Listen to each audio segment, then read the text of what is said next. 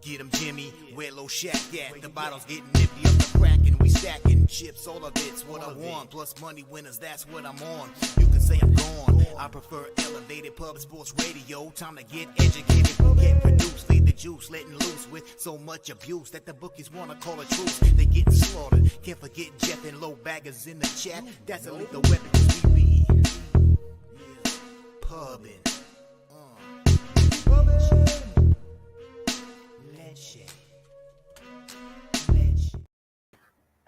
Hi, and welcome to Pub Sports Radio. My name is Peter Loshak. That guy is Jose Bouquett. And today is Tuesday, February 14th. We do this every Tuesday. This is a crazy show, right? I'm moving today. So I've been packing all night and planning shit. Jimmy the Bag is out sick. So he's dealing with that. We're all hoping he's going to get better and feel better very, very soon. We got Mr. Gokster, who's going to be our guest for NHL. I just talked to him, off camera before we started the show. He let us know that he's only half alive. So it's going to be a great show, though. You know what I'm saying? Life was not meant to be fun. It was meant to be painful. Life was not meant to be easy. It was meant to be a struggle, I think. I'm not exactly sure about that, but I think it's that's what we're going with today, Jose Bouquett. No, I agree with you wholeheartedly. Life is supposed to be a struggle, and on Valentine's Day, Pete, I'm sure you didn't even know it was Valentine's Day. You're probably just figuring that out now. I mean, it's a great day to move on, I'm sure. Yeah, exactly. When you're PIMPing, every day is kind of Valentine's Day. You know what I mean? We take Valentine's Day off. You know what I mean? Like bartenders, New Year's Eve, they just chill out at home and go to sleep. You know what I'm saying? Exactly. I mean, I understand. It's the busiest night of the year for people. Why bother? Every night's that night for you. So. Exactly.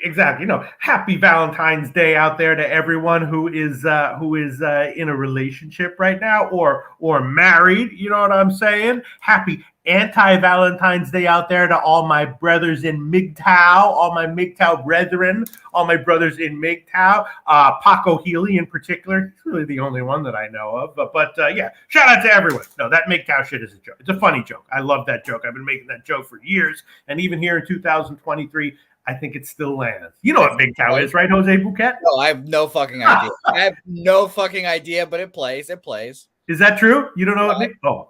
No idea. Jose Bouquett I'm going to blow your mind. I'm going to open your eyes and blow your mind at the exact same time when I teach you the way of MGTOW, Jose Bouquett. Okay, I'm excited. And you're going to teach me, Pete, face-to-face, right, at Pubapalooza. Yeah, It's going to be fun. Pete's going to be there, right, Pete? Is the world going to be there? I think so, but I couldn't even make that guarantee. Is humanity still going to exist at the end of March? Probably, but 100% guaranteed? Definitely not. You know what I'm saying? UFOs are around, Pete. UFOs are around. Yeah, I mean, oh my God. I mean, there's fucking crazy shit everywhere, Jose Bouquett. So, but your higher point, I agree with. Yes, I hope to be there. It's definitely going to be fun. I don't see any reason why I won't be there. So, I mean, I haven't bought. Is there going to be one hotel where everyone's staying, or how's that working? Well, let's ask our next guest, who's flying in himself from the North. Actually, an interesting move here. I've never thought about this move. Mm-hmm. This next guest is stopping at Denver for just a little soiree, just to buy some Denver Broncos gear, just to cash in on the airport delights, the airport delights that they have in Denver. But let's talk about where this guy is staying. Mr. Gokster coming on the program. Hell yeah. What's going on, guys? What's that? You don't look half alive. You look at least 80%, if not more, alive, Mr. The Gokster. coffee's kicking in. We're doing good. What's going on there, chat? You brought up the old MGTOW, Pete. Haven't heard that in years. You might have to educate some folk on that. But is that still something you can make? You can reference and people will understand what the hell you're talking about? Because I'm out of touch with everything. I still remember the day you said it, Pete. It was a long time ago, and the old MGTOW. Because I'm like you, Jose. I was like, what the hell is MGTOW? A lot of people in the chat probably, but it's quite funny. I don't know if Pete's going to bring it up, but good old MGTOW days. it's exciting too. Pete, you're going to be at Pubapalooza possibly, so I'll look forward to that. You don't know about it because they don't want you to know about it because they want to keep you ignorant. They want to keep you blind, but not me. I want you to see a little bit. I'm going to put at least a little bit of glasses on you. All right, Mr. Gokster, I think that I guess it's a good sign. There's only a few bets that I made on the overnight lines, but I like them all confidently, so I'm feeling okay about this card in general. No, I wasn't just talking about NHL. That wasn't a cue for Jose Bouquett to go. Jose Bouquett, drop back in, baby. All right, no, I know when to leave. I know when I'm not wanted. It's all right. So no, but is there one hotel where everyone's staying, or do you just like pick some random place? That was a question. I don't know. I mean, I haven't heard anyone's plans yet. I don't get informed about many hotel plans. There is an Airbnb that I know people might be splitting, so you might have to message Dabby Cap about that. Mm-hmm. Shaq, you should message him about that. But Gokes, do you know where you're staying? Yeah, I got the same spot I was last year. It's just a couple minutes behind the Southtown Bar. It's just at Southtown Flats, I believe, Jose. All right. It's a nice so you could have answered my question. So there's not one hotel where everyone's going and staying. I'm just trying to be somewhat close to Southtown because I know we got a couple of like little meetup spots there, but for the most part, we stayed at a spot that was $100 last year. Can't remember what it was called. I want to say Red something, Jose, but wow, this is like fucking. I feel like a reporter asking politicians questions. You just straightforward answer the question, yes or no question. Okay, is there one hotel where everyone is gathering and staying, or is everyone just going to one area? I don't have that answer. I don't want to speak for everybody, Pete. I plead the fifth. Fucking politicians, but respect to them. They do what they do and they do it well. So I understand. I gave it my shot. All right. Point is that, I'm going to be down there unless something unforeseen happens. And it's going to be a lot of fun. There'll be a poker tournament. I'm definitely looking forward to that. Okay. Shout out to Try. Okay. Everyone's giving some answers. Now I'm glancing at the comment section. We got everyone in the comment section. Look at this. Mike M says Pimp Slap play of the day is 3 and 4 last 4. I don't know if he means 3 and 1 last 4 or 3 and 4 last 7, but it doesn't matter because he's got a gem tonight. Goddamn, a gem tonight. By the way, I did tail Ties's play on AC Milan under 2.5. If you want to tail it, I'm on it because I'm tailing Ties on that one. And let's see, everyone in the comment section, great, excellent. Nuke Worker, Lee Davis, Serious Business. We're going to have a nice show today. I'm sure of it. All these people are like at least half awake, half alive. So all in all, we got a good representation of humanity here in our. There you go, Mike M. 3 and 1, 3 and 4 doesn't sound so. Well, maybe not. Anytime I'm coming off of a bad day, I always think that means my next day is going to be a winning day. And when I'm coming off a good day and I'm like, guys, I'm doing really well, and I got to play today. A lot of times that's a little bit treacherous situation there. Yeah, so, I'm in the same boat there, Pete. When I'm struggling, I usually find the water. Okay, great. Nuke Worker suggests I rent a car and sleep in the Southtown parking lot. Nice suggestion, except I can't even drive a car. So I don't know if I could pull off something like that. Let's see. Shout out to OG Wham. Shout out to Nutflush Allen. Okay, everyone's here. All right, we ready? Let's get into NHL. How about that? Hockey winners, baby. Let's do it. Okay. Let's do some NHL. How about that? All right. Is Jose gone? Good. All right. Let's just jump right into it. Okay. What game are we doing? Trotland. I was like, let's jump right into it. And I look at the first game. I'm like, damn, this is one of the games I bet, but I don't know if it was a smart bet or not. Carolina, Washington. You ready? Go. Oh, yeah. We got some news on this one. Okay. So Carolina got blown out. A great team, right? How great? I'm not sure. Some of the people that we really respect are really high on Carolina. Someone said Carolina is the best team in the NHL. I don't remember all these names and all these predictions, but in general, the people that follow NHL closely, whom we listen to, are high on Carolina. And I think one of our people said that they're like the best team in the NHL. They've definitely been winning. Awful blowout loss at home last game against the Rangers, though, scoring a lot. And the Caps, I'm not exactly, the Capitals have big names in their lineup, but I'm not exactly sure how good or not good they are. They lost their last game as a big home favorite, but maybe that's a little bit forgivable because it was on a back-to-back off of a big road dog win against Boston. So it was maybe a letdown spot for them. Before that, they were just kind of break even. And I hit this on the overnight line. I hit small because I bet appropriately. Carolina -1, Carolina first period, and Carolina team total over. What do you think about that? Go. Yeah, the team total over. I kind of lean to the unders in this game, Pete, but I got to think it's a Carolina play. I'm in agreement there. Just looking at Anderson, he's coming off that loss. First game, though, guys, coming back from the All-Star break, 5 goals all year, Pete. The last time he's came off a loss, he's bounced back with a win. He's had now 4 losses. The other 3 guys, he's bounced back with a win. So I'm expecting a good start here from Anderson. There's also no Ovechkin, Pete. Ovi's out. Okay. So that's a big one there for Washington. I can see that. I don't know if the line's going to move much more. It's already -165 I'm seeing at a book. So I don't have Carolina on the card right now, but what I'm going to do, I think, is I'm going to add in a parlay piece, I believe, here, because I really do think, guys, Carolina are going to bounce back. No Ovechkin. That's going to really hurt the power play for Carolina or for Washington. Carolina's coming off a really bad game, guys. They didn't stop a single power play. Or their penalty kill was 0% against the Rangers. So a good team like that, I expect them to bounce back, Pete. No Ovechkin here. Washington coming off that 2-1 win. They played really well, actually, against Boston. But give me I'm going to take Carolina, guys, in a money line parlay. I'm just going to write that down because I don't know. We'll cap it. We'll cap out the rest of the card to see who the dance partner is going to be. But I'm going to Carolina money line. And I also have a lean here, Pete, to the first period under 1.5.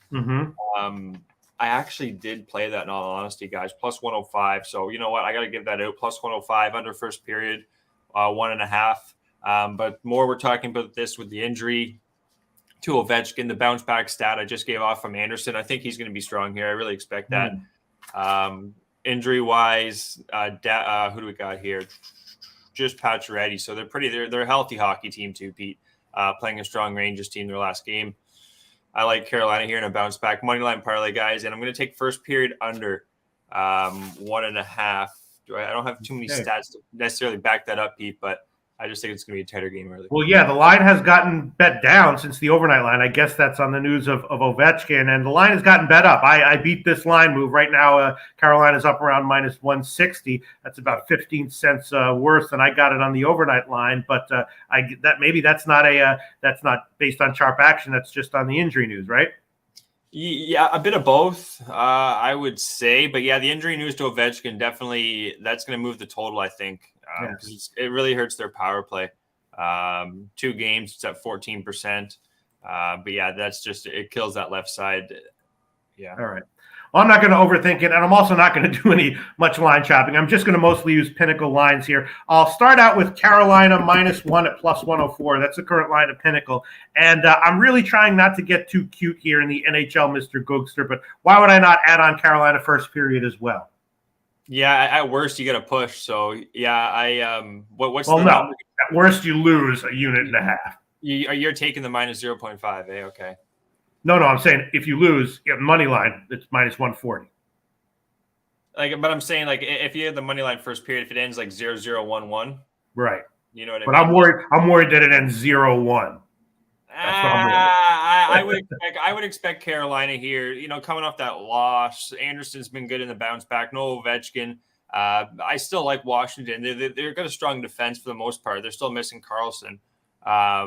They got Kemper and Net who look really good against Boston. I think it's going to be a Washington team total under. Kind of makes some sense too, to be honest, Pete.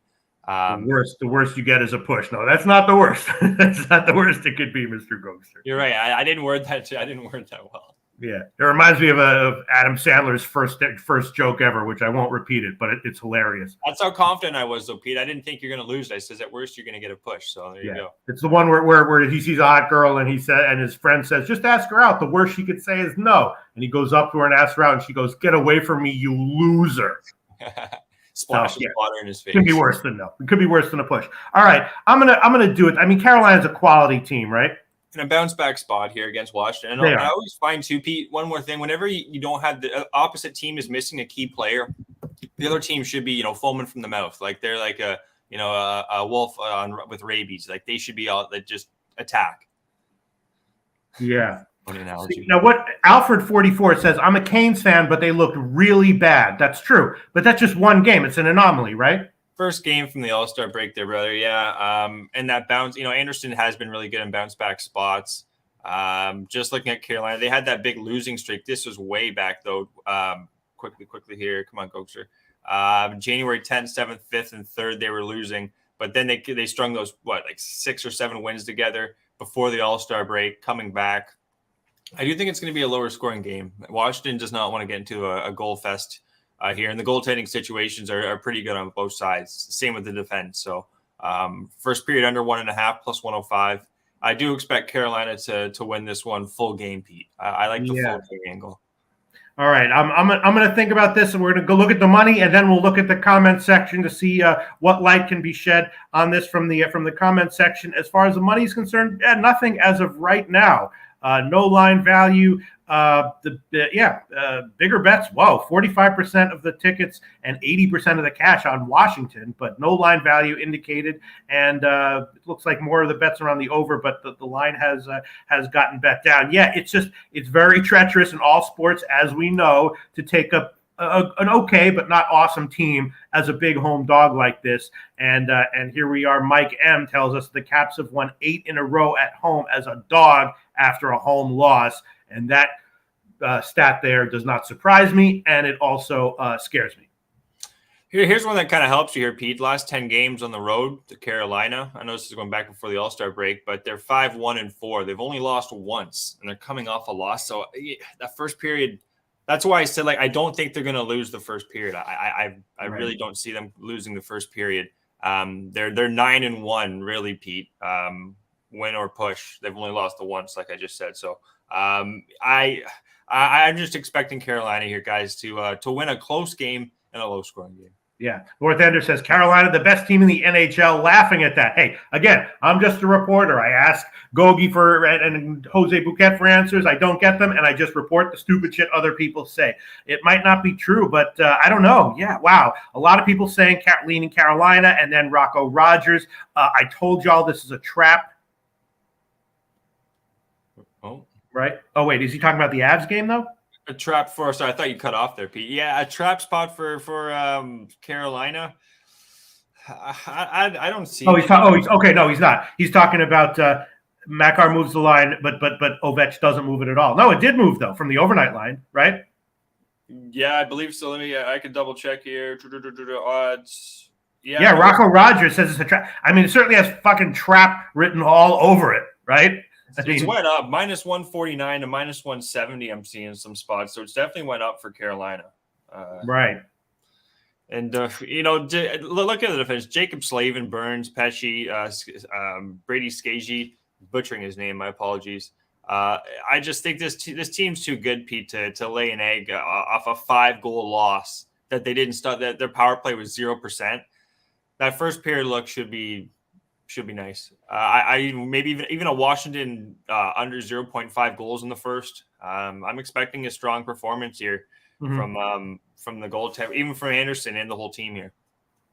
Damn it! Here we go again with trying to keep a brisk pace, but just hang on this one game. All right, you know what? I guess I'll make my official play. I'll just stick with the first period -134. The worst it can do is push, right? That's right. There's no way it can lose. The worst it can do is push, and then I'll just break even. I like that better. I like plays that can't lose. They can only push or win. So I'm going to take that one, Mr. Gokster. Carolina first period -134, and as far as -1, I bet it. I do still like it, but yes, it has trap written all over it. It's just that like elite teams off a loss are kind of trap immune a lot of times. You know what I mean?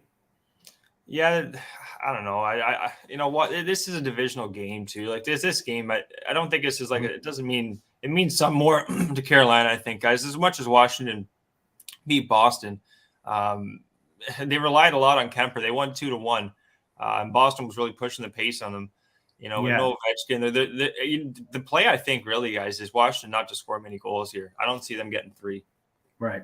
And Nutflush Allen says, buckle up. It's almost time in the season for dog team totals at big plus spots to start. Very profitable. Yes, Nutflush Allen, I'm looking for that. All right, I guess we'll move on. Maybe we'll come back to it. But as of right now, I'm just going to take Carolina first period. But you don't like the Carolina team because they score, right? Okay, they were bad last game, but they put up goals, don't they? Yeah, but if they're going to win, their goaltending's been really good. And their goaltending's good enough to – Kemper's been great. Their defense has been solid for the most part, 87% penalty kill. Last 2 games. Defensively, it's offensively. I want to see how they're going to mix their lines here with no Ovechkin. So, all right, let's move on. Chicago and Montreal. This is an interesting one. Another one. This is one I did bet on the overnight. Not sure if it was the right thing to do again, but I did it. Chicago losing, but often as a big dog, and they do win sometimes. And then Montreal kind of the same, but they actually won their first 2 games of the second half, both as a huge home dog. So does that mean that that was just start of the second half shenanigans, or is Montreal actually a reliably good team right now? I'm not exactly sure. It feels like a Blackhawks play, and that Stauber dude in goal, rookie, who is I believe I'm going to check. I believe he should be in goal here. Is playing great. That also is that fluky or is that fundamental? I think it's somewhat fundamental. And I took a shot with the Blackhawks here first period, and I also took a shot with Montreal team total under. Now maybe that was a bad thing to do. Montreal, of course, been very high scoring in their 2 wins so far. But are they an offensive juggernaut right now? I think maybe Chicago as a dog and the Montreal team total under are worth plays, but I want to hear what you have to say. What do you think, Gogi? Tough game here, Pete. I don't have any action on this game, and I don't have exactly Staber. Don't know Jackson too well. Goalie for Rockford here, been called up. I actually have Mrazek written down because they're going to be on a back-to-back. So, yeah. You know what? It would make actually more sense, Pete, for them to start Staber here. Or Staber, and then go with Mrazek in Toronto. It would be hard for, I think, this Jackson kid to start in Toronto. Looking at what he's done in the AHL, had a couple starts. He's allowed 3 goals in his last 3 games. That was against Iowa, Texas, and Chicago. 2 of those on the road. He's going to be on the road again. But you're right. Mrazek is expected now that I'm seeing it. Wow. Yeah. So they're going to go Jackson tomorrow. That makes me think that they do want this game then. Chicago. They're going to be missing their captain, though, guys. No Tues from what I'm seeing here, Pete. Then the amount of injuries for Montreal is insane, but they keep calling up these guys from Laval, which is just a throwaway from where they are, and they're playing good hockey. Like they got Harvey Pinard. Who else here? Other than that, actually, Pizzetta. You got Duran on the third line. This is a tough cap. I think we're going to see some goals, to be honest, Pete. Both these goaltending it's pretty subpar with Mrazek and Allen. Allen had those 2 goals against Edmonton, which was good to see. They got the win against Edmonton, which I would not have seen coming. And then they beat the Islanders 4-3. So it's hard I don't want to jump off Montreal here in case, they're just kind of riding their hot hand. Allen's finally back from his injury. I know they started Montembeault a lot, so maybe Allen's getting slightly healthier. It's a tough cap here. I don't want anything to do with this game. If anything, I lean to some overs here, Pete, but don't feel strong enough on this one, guys. All right. Also, just caught this comment here from Die Hard MMA podcast. He says, asking for any good vibes and prayers for my mom, guys. She's been in the hospital for 3 days. They still don't know what's wrong. Very sad to hear that. Die Hard MMA podcast, and of course, we send all good vibes and prayers and hope she's better very, very soon. Very sorry to hear that. Die Hard MMA podcast. Your mom must be an amazing person. No one turns out like you without well, some people turn out like you with fucked up parents, but a lot of people don't. Most people don't. She must be a great mom and an amazing woman and an amazing person. Shout out to you, Die Hard MMA podcast, and we hope she gets better very soon. All right. Yeah. So you're off this one, right? The money is interesting. Actually, extremely tiny line value on Chicago as of right now. Now that could flip, but 30% of the tickets and 70% of the cash on Chicago, and tiny line value on Chicago as of right now. Everything on the over. 80% of tickets, 90% of the cash on the over. I was thinking under, but I don't know. What do you think about that? It's tough to trust another. There's not much defense on each side here. They do have Tenorti back, though. Chicago, he's probably the best defenseman out of both teams. Jacob Tenorti. Yeah, the defense for Chicago is not too bad. Jake McCabe, Seth Jones, Jack Johnson, Connor Murphy, and then they got Tenorti on the third pairing. I don't know why they have him there, but geez, that's a tough one. I kind of lean towards Chicago here, though. More I'm thinking, but at that line, coming off those two big wins, Chicago, they're playing scrappy too. These are both two teams that are in the race for Connor Bedard, the big star out of Regina there. So comment section and you, Mr. Gokster, just in general, two huge dog wins from Montreal to start the second half. Are they good now?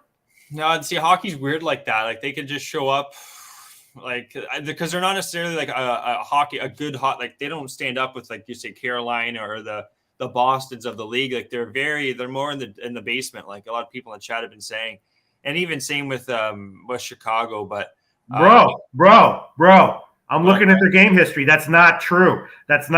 Yeah, they lost to Boston by 2 as a plus 300 dog. They beat Toronto as a plus 300 dog, beat Winnipeg as a plus 225 dog, went on the road and beat the Rangers as a plus 315 dog.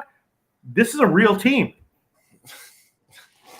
Yeah. Like I'll go back to their lineup. They're a tough team for me to cap, in all honesty. Here I am with my Toronto jersey on.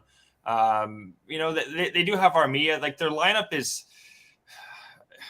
an interesting lineup here. It's a tough cap. The over, I do like, but defensively here, you're going to have Wi-Fi, which is Jack Guy. He's possibly out here. Their defense they need to score, Pete. If they're going to win hockey games for the most part, they have to score here. Like, okay, here we go. 6-2, 4-3, 3-2, 4-1, 2-1, which is very surprised. Like just looking at, for the most part, when I watch Montreal games, they're not as strong defensively like they've been in the past, or even with Carey Price and those goalies like they've had in the past. It's more of an offensive team. And then you got Chicago, which they're coming off they're coming off the loss to Winnipeg, lost to Anaheim, Edmonton, beat Calgary 5-1. This is a tough game. It can go either way. It's not a game I want to have my money on, Pete, to be honest. Wow, awesome. Huge shout out to the comment section. Just huge comments to the huge shout out. Lee Davis says Habs are nothing. Mike M says it's a sell high spot for the Habs. That's how it felt to me when I looked at this. Not that they're not a good team, but that it is a sell high spot. He says Chicago owns them in Montreal. And Dan Kelly says, don't think you can trust someone wearing a Lowe's jersey fading the Habs. Another great point from Dan Kelly. Exactly. Not no data to back it up, but a valuable comment nonetheless. Yeah.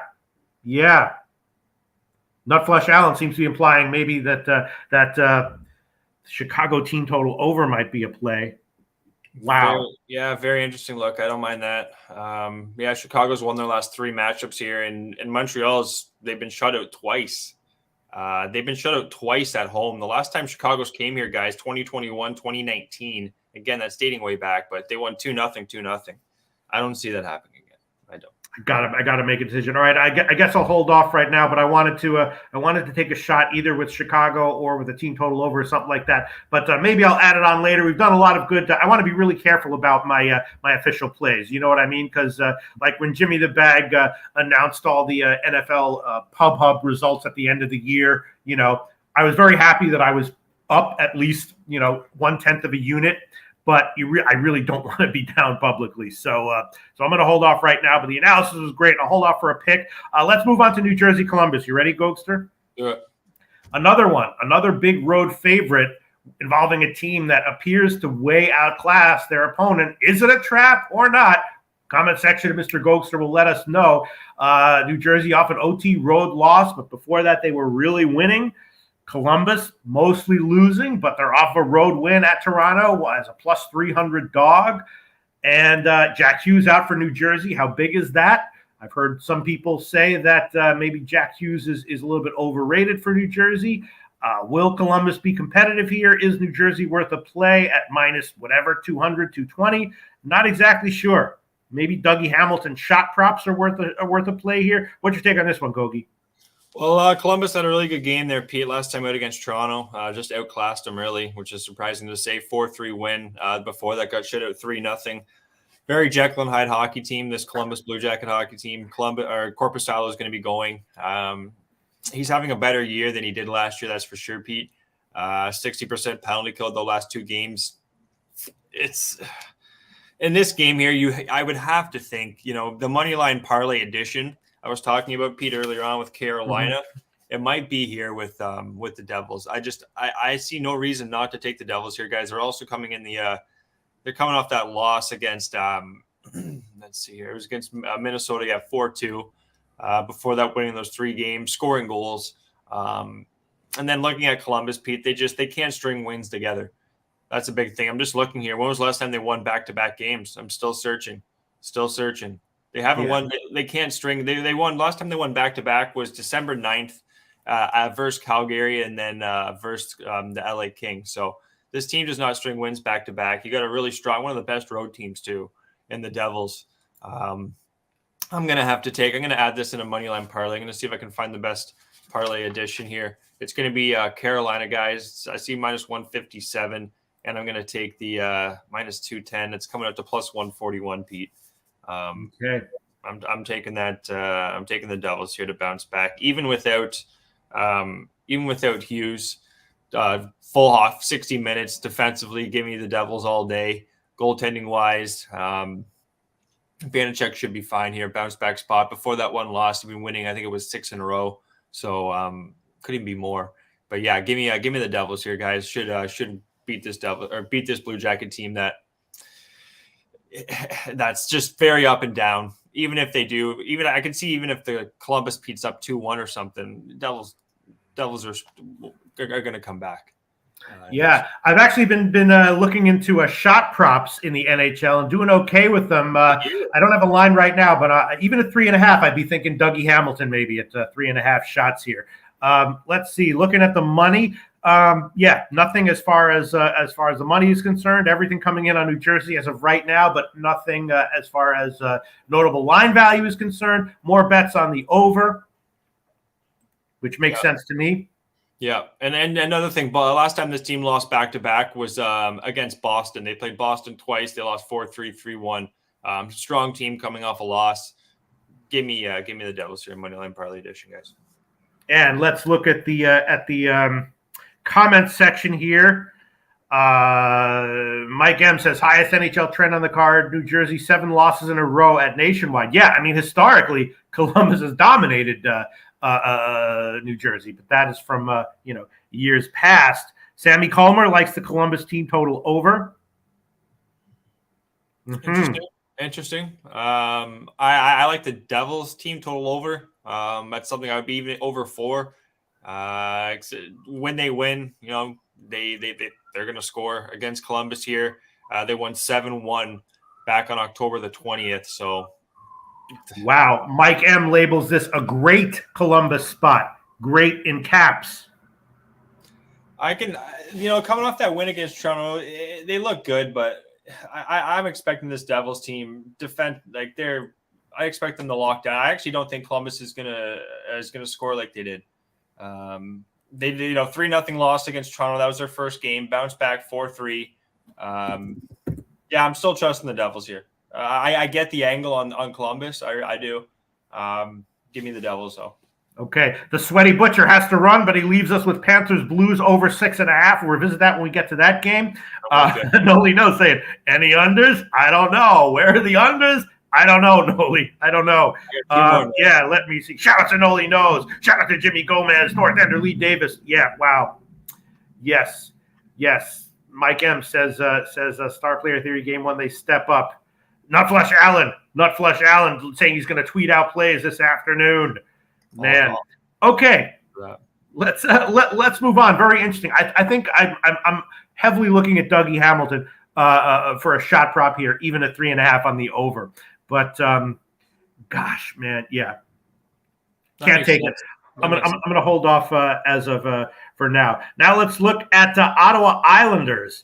This is an interesting one as well. Ottawa on a back-to-back, they won against Calgary in OT as a big home dog. They've won 5 of 6. Ottawa playing well. Islanders lost 2 in a row now as a -200 favorite, but they won 4 in a row before that. I was thinking under, even though both have been very high scoring the last few games. A lot of times when you have something like that, two high scoring teams, a bunch of games in a row, and they meet up, it's an unexpected under. That's how it feels here. My initial lean was under, confused about the line. Isles a big home favorite once again. What's your take on this one, Gogi? Oh, this is my favorite play of the night. This is an Isles spot. Wow. Okay. Ottawa's, they came back 3-1 last night against Calgary. They started Sogard. These are the two goalies, Pete, I've been watching for the last 2-3 years. Well, the Mandolese, not as long. That's the big question. Are they going to go back to Sogard, which their best chance to win really is with Sogard, but he's going to be on a back-to-back, traveling to New York. They're also missing Jake Sanderson, which is a big defenseman, young defenseman, not big, but key defenseman on their back end. Also, Holden's not going to be playing from what I'm seeing. Islanders coming off those 2 losses. They got Ottawa in the perfect spot. If Mandolese goes, Pete, this guy was in the ECHL. They called him from Belleville to the ECHL down in Allen, Texas, and then they sent him back up, and now he's on Ottawa. So if Mandolese goes, this number should be way higher, in my opinion, way higher, like minus 250 for the Islanders. So what I did was I took Islanders regulation minus 105. I took Ottawa team total under 2.5 minus 105. I took the I guess I could have took the puck line, but I took the Islanders team total over 3.5 minus 102. And I also have another parlay with the Islanders team total over 2.5 tied in with another game. So wow, I'm going all in on the Islanders. From what this is a pure Islanders spot from what I'm saying. Like, this is one of my favorite spots I would say all year so far. Wow. Play of the year not play of the year, but he loves it. Mr. Gokster, Billy Friedrich says Noli knows you want an under, you got it. This is the game for the under. Billy Friedrich says this is the under game, under 6, Ottawa Isles. That's what I was thinking about. Nate Dogg likes the Isles money line. Real Deal Prime, though, says Ottawa, please. And a diehard MMA podcast said a giant come from behind in a step-up spot for an injured player. They're going to let down tonight. Isles smash spot, smash all in caps. Wow. Oh, but then we have a not applicable, says over 6. The line just went to minus 220 at one book here. So it's like people heard what I said there and they're smashing it. But that's the big question. If they're starting Mandolese, there's no way. There's just there's no way the guy's going to be able to stand on his head there. And the spot for the Islanders, Pete, is another thing. You also have Sorokin. Like, there's so many. If we're in the courtroom, guys, there's so many case spots for the Islanders. He's coming off six goals against the Vancouver Canucks. Sorokin. Before that, he had 2 shutouts. Like, I'm telling you, like the team total under, Ottawa's not going to score much. I'd even see the Islanders being up in the first period, minus 0.5. I would like that as well. Just take the Islanders, throw it in a money line parlay if you want, guys. I don't see them losing this game. If Ottawa wins this game, I don't even know what I'll do, but I think this is a clear Islander spot. And Diehard MMA podcast says Anders Lee owns the Senators. 12 goals. Take his goal prop tonight, 2. Wow. Great Take stuff. More to get a point. AOD says, Loshak, we love you, all in caps. AOD, could you clarify, is that with homo or no homo? Thank you very much. Wow. Yeah, you're not 2023. You're not allowed to make a no homo joke. Well, I just did. Oh, man. Yeah. Okay, I think I like, but so it sounds like would you rather have the Ottawa team total under or just the full game under? Ottawa team total under. So you would rather have Ottawa. They could put up 5 here, the Islanders. They could put up 5 on Ottawa here.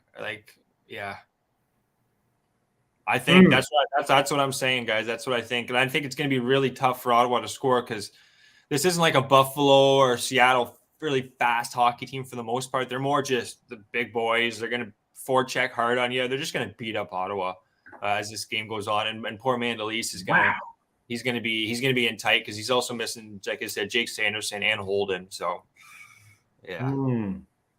Dan Kelly says Stalinists who not like Funny Pete. Well, Funny Pete doesn't think much of Stalinists. How about that? Wow. All right. I'm avoiding making a decision here, Mr. Gokster. Maybe I'll just double up. Not applicable like the over, though. Let's look at the money. Okay. as of right now, I don't know. This could flip, but as of right now, small, but more than a thumbnail line value on Ottawa, according to this site that we look at. Bigger, everything coming in on the under, though. 30% of the tickets and 80% of the cash on the under. Yeah, come on. Your site just told me Ottawa's got value. I question that site now. Going forward. Yeah. I'll toss them in the garbage can with all the freaking Stalinists who don't like Funny Pete. All right. Yeah, but that could also flip. And what's your take on Sogard? He's like 6'6". He's a monster in net. He's a lot better. He's going to be the future of Belleville. If he goes, they got a better chance of stopping the puck. I guess I'd say, like, he's a better goalie. He's more polished than Mandalise. So if Sogard goes lower scoring game, I would lean to a little more of a lower scoring game. But if Mandalise goes 60 minutes, I wish him the best. I hope he does well. I'll just leave it at that. Yeah. By the way, I didn't mean to insult the Stalinists. If there's any Stalinists watching, please come back and be regular viewers of this show. All right. I can't decide what to freaking do here. All right. I'm going to take Islanders -1. You know, I take Ottawa team total under 2. Yeah. Wow. All right. I think I'm gonna trust you, and maybe I'll just take both. But you think the Islanders might put up like a 5 spot, right? They could go. Their power play has been at 44% too, Pete, in 4 games recently. So their power play has been absolutely humming. They're going up against Ottawa. That's just not in a good spot. All right. Well, I'm gonna take the Pinnacle line. I'll take under 6.5 at just -125. Okay. So if it's 6 zip or 5-1, I'll still cash. Right. 6.5 -125. The Ottawa team total is 2.5 at plus money. You like that, huh? I like that better. All right. I will. But I don't want to be the one, you know. No. Ultimately, I'm not some freaking Stalinist. Okay, my mistakes ultimately rest on my shoulders. Okay, right. So if it loses, it's 100% my fault. I'm going to take the Heritage line though, which is going to be +105. Ottawa team total under 2.5 +105. I'll get a better number than I did. I got -105. Okay. Yeah, this is the team I like. I watch their farm team guys, you know, religiously, like 7 games a month. So this is whenever I see Ottawa games, I usually got a pretty good feel, and I really hope if I'm wrong on this, you know, I'm gonna have to question my whole hockey captain going forward. But I don't see that happen. Meantime, now we have Stauber listed as likely in net for Chicago. Yeah, that's what I thought. I was assuming that he was going to be in. Yeah, Jackson Stauber now. Yeah, that makes more sense. Yeah. Yeah. All right, I'll take those 2. If they lose, that's okay. I will eat the losses under, and the Ottawa team total under 2.5 +105. And I probably will. Maybe I'll tail you and throw on the Isles at some point. You know, not for an official play, but for a bet. But let's move on. Florida, St. Louis. Okay, you ready, Gokster? Yeah. This is the play that the sweaty butcher identified. He likes the over at 6.5. Florida, St. Louis. Florida, of course, on a back-to-back. 1 at Minnesota. Low-scoring game yesterday. They won 4 of 5 right now. But before that, they had lost a bunch in a row. And then St. Louis, I don't know. Does St. Louis suck right now? They won in OT in their last game against Arizona as a -200 home fave, and had lost 5 in a row before that. So I don't know. Maybe they suck right now. Who's going to be in goal for Florida? Not Bobrovsky, right? And no, I'm not sure. I'm not sure what to make of this one. I'm sorry? Spencer Knight looks like it's going to be his first start since. So how much? You know, Florida is obviously not quite the juggernaut that they have been in recent years, where they were just very scary to bet against. I have no problem betting against Florida in spots, but St. Louis just looks like a fade or pass team right now. Or do you disagree with that? Well, yeah, St. Louis, they just got rid of their captain, Tarasenko, and I think Ryan O'Reilly could be the next guy out eventually when the trade deadline hits on March the 3rd. So for this team, even when you trade your big names, it gives their other players a chance to shine. And, you know, Sammy Blais, who just got traded, sent over to St. Louis, who used to play for them back in the day. He had a really good first game. Even their whole team, even Kyrou, Thomas, Buchnevich, is still a good hockey team. Goaltending wise, though, with Binnington, you never know if you're going to get good Binnington or bad Binnington, really. And then Spencer Knight, guys, this is, like I said, first start since January the 8th. Allowed 10 goals, allowed 4 goals to Dallas. But the big stat here, guys, that I found on Florida, when they're coming off back-to-backs, Pete, they are 7-1 to the over on their second half back-to-backs. So I think that weighs pretty heavily there, guys. They've had 8 back-to-backs this year, and they've only gone under once in those games. And all those have gone at least over 7 goals, and we have 6.5 here. So where I'm going to go here, Pete, is I'm taking first period both teams to score. I know I've been a little bit cold on that one, but plus 150, and I'm taking both teams to score 3 goals at plus 140. Wow, so you're loving the over too. Yeah, I really do think that it's going to be an over spot. With Knight, I don't expect him to have a strong first game, to be honest, Pete. And then St. Louis, even since they got rid of Tarasenko, this team's not giving up necessarily. They're 24-25. The line's pretty close, I think, for a reason too. Here they're coming off all those losses. Florida, on the other hand, they're a tough team to cap, really. But with Spencer Knight coming back and that stat off the back-to-backs for Florida, I got to feel like this is going to be an over spot. I'm getting plus 150 on both sides. And the other parlay addition to Pete that I want to give Pete and everyone else in the chat is St. Louis and Florida. I'm taking the third period over 1.5. And I'm tying that in with the Islanders team total over 2.5.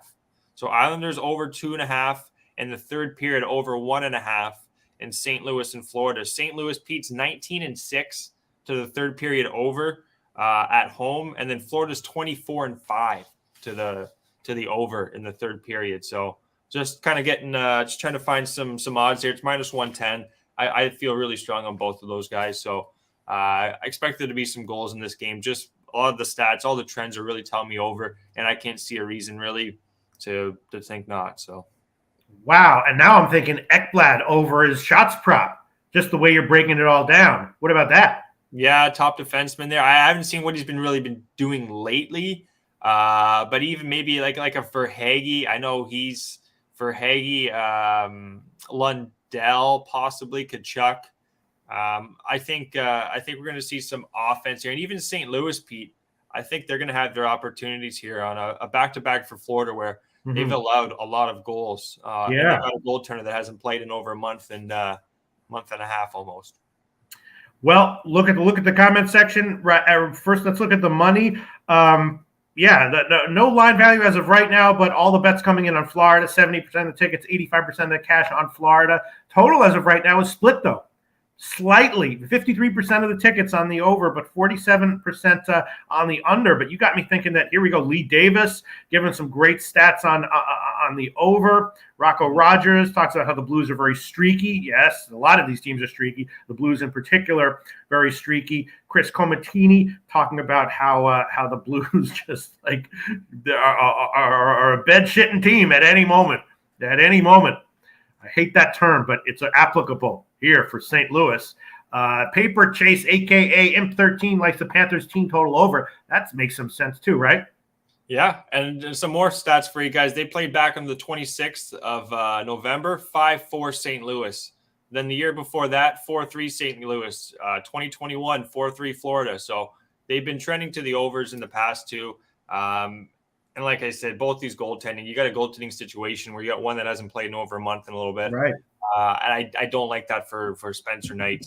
I'm comfortable with the over. So more this game goes on, I think at least 3 goals. I'm expecting 3 goals on each side too, plus 150. Both teams to score first period as well. And I got that parlay tied in, guys. Islanders 2.5 team total, along with the Florida St. Louis over third period. All right, well, I'll take the over. I'm not going to line shop. I'll just take the Pinnacle Heritage line, 6.5 minus 133. But that's okay. In the Ottawa game yesterday, I hastily took the over 6.5, and then realized, and I thought that was a mistake. And then I live bet it under 7.5 when they got 2 goals in the first period, cashed them both. Yeah, the first period over. See, it just feels like something. A lot of times these high scoring games, it's like 1-1, 1-zip after the first period, and then there's like 5 goals in the second period or something. But you know what I mean? Yeah, I hear that. Spencer Knight early though. Yeah. All right, I'm not going to get too cute. I'm just going to take the full game over and not get cute and add on the first period, although I like it. Sounds good. All right. Okay. Let's move on. Seattle, Winnipeg. Yeah. Winnipeg, I'm not sure what to make of them, right? They've won 2 in a row, but both of them were as a huge home favorite. And before that, they had lost 5 of 7. So I'm not sure. I mean, Winnipeg might be a little bit of an overvalued team right now. Seattle, of course, won at Philly in a close one in their last game, but they had lost 3 in a row before that, kind of 50-50 in general.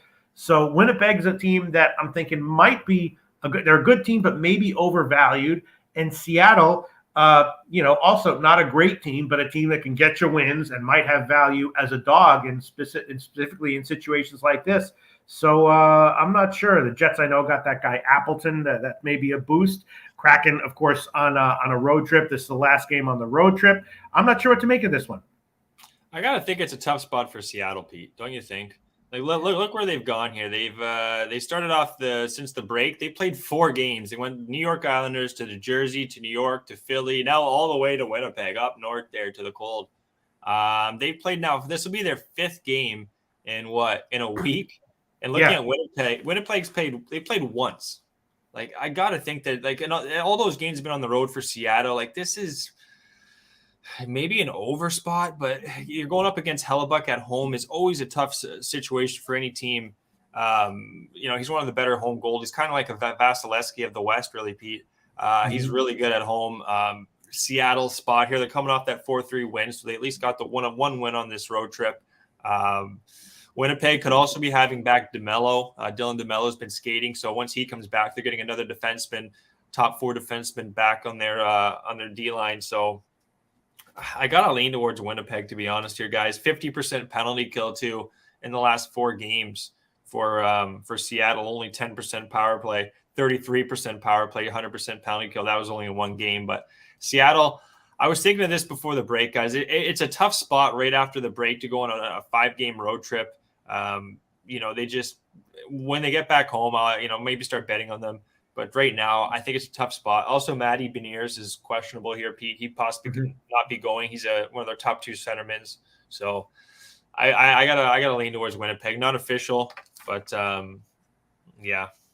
Yeah, line hasn't really moved since the overnight line, which is interesting. But Rocco Rogers, Jets regulation plus 115, not applicable, says Seattle tanking lately.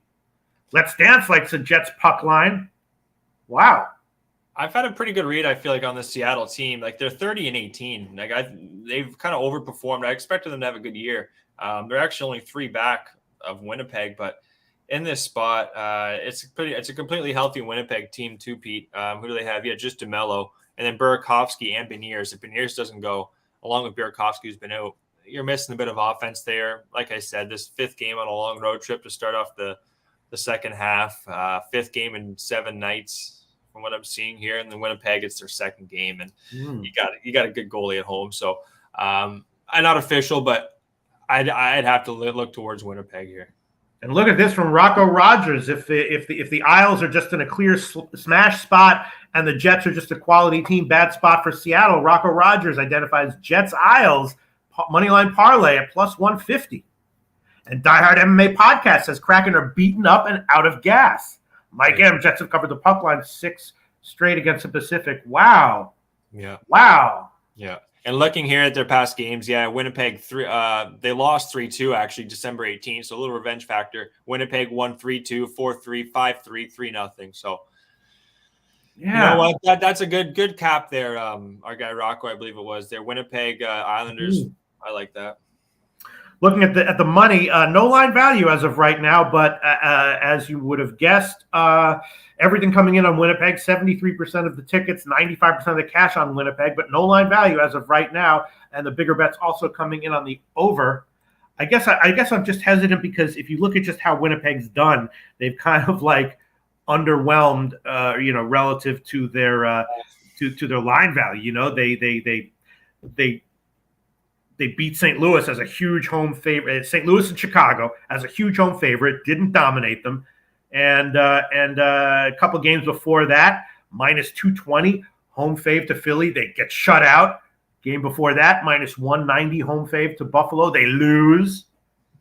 It's just a little bit, on January 15th, the home game before that, minus 370 home fave against Arizona. They win 2-1. They're aware of that. I think they're aware. I think they're aware of that, how they've been kind of falling to these lower teams. I think this is a spot where Winnipeg, they should get up. But I think they're going to be a really good second half team too, Pete, a healthy team once they're pretty much completely healthy. I like their coach too. I know what the stats have been saying there, but I think Winnipeg should take this game pretty seriously and yeah. Okay. Andrew G says Winnipeg spot. Okay, I'm gonna. Why is the line only minus 143 though? I would expect that line to be a little bit higher, to be honest. And it hasn't moved really.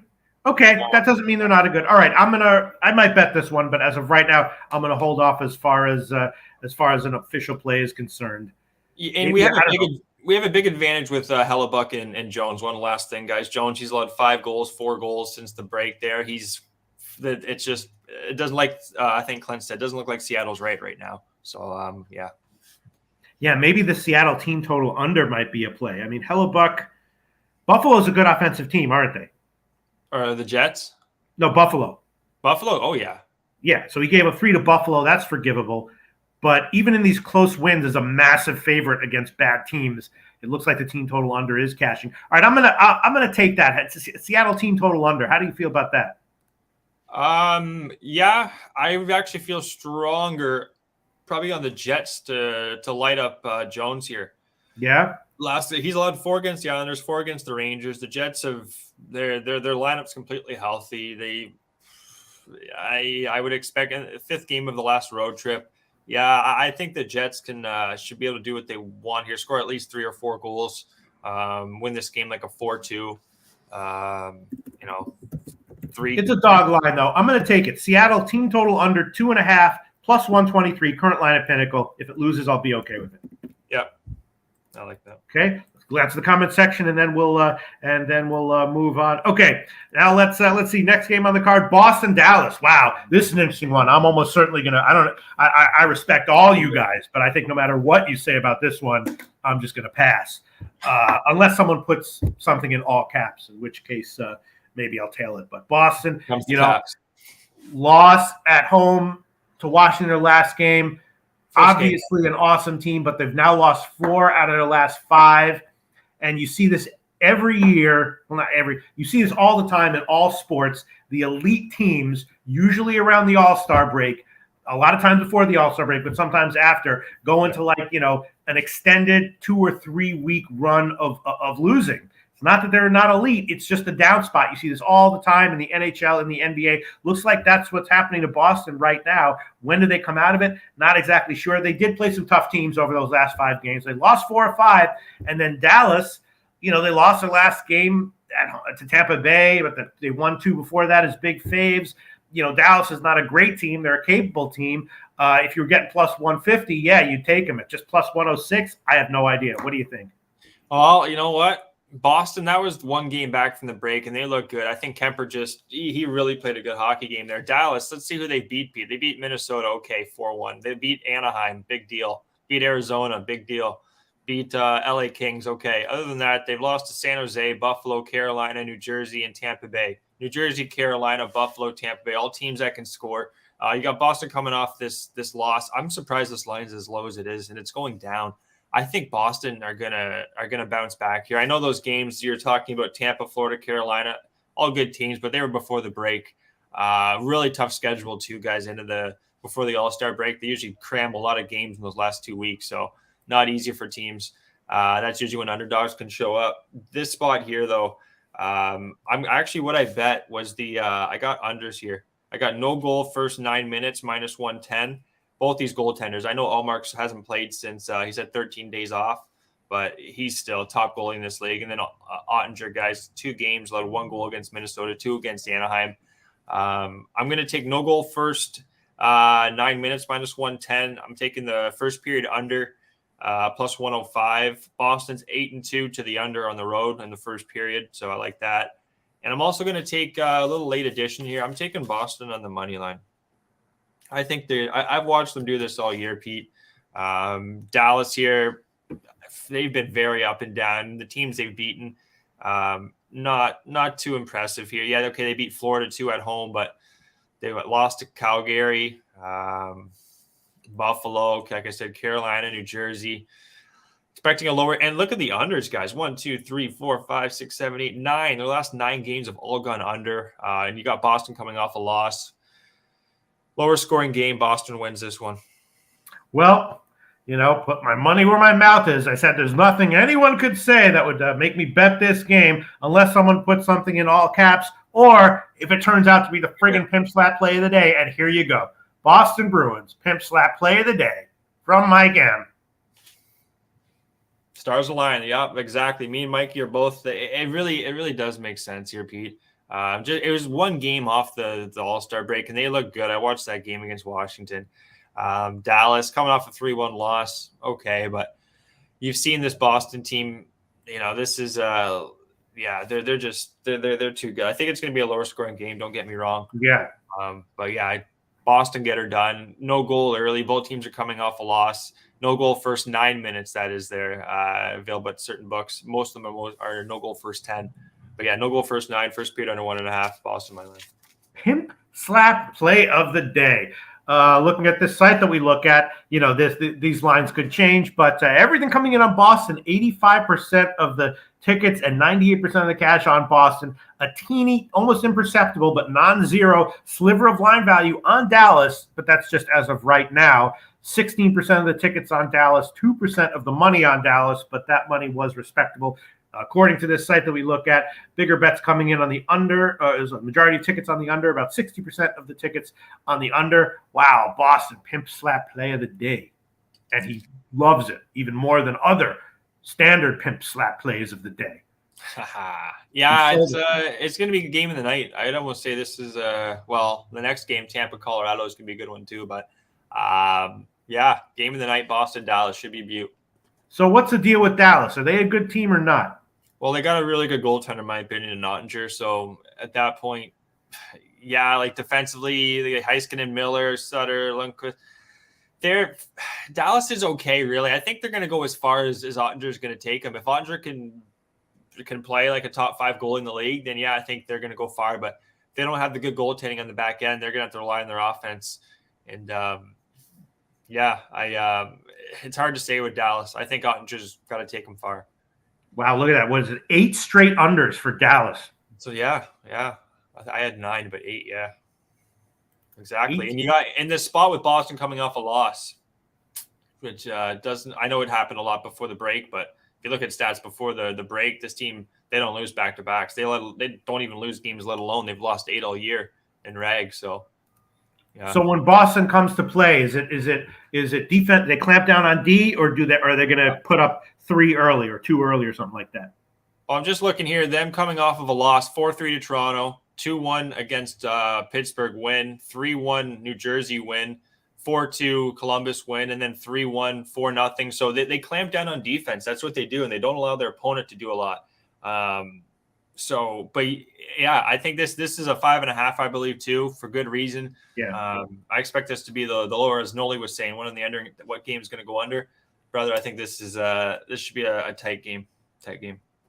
Okay. All right. I'll take the first period under. I'll take a shot with that. Again, if it loses, that's okay. Let me see. Let me find a Pinnacle line here.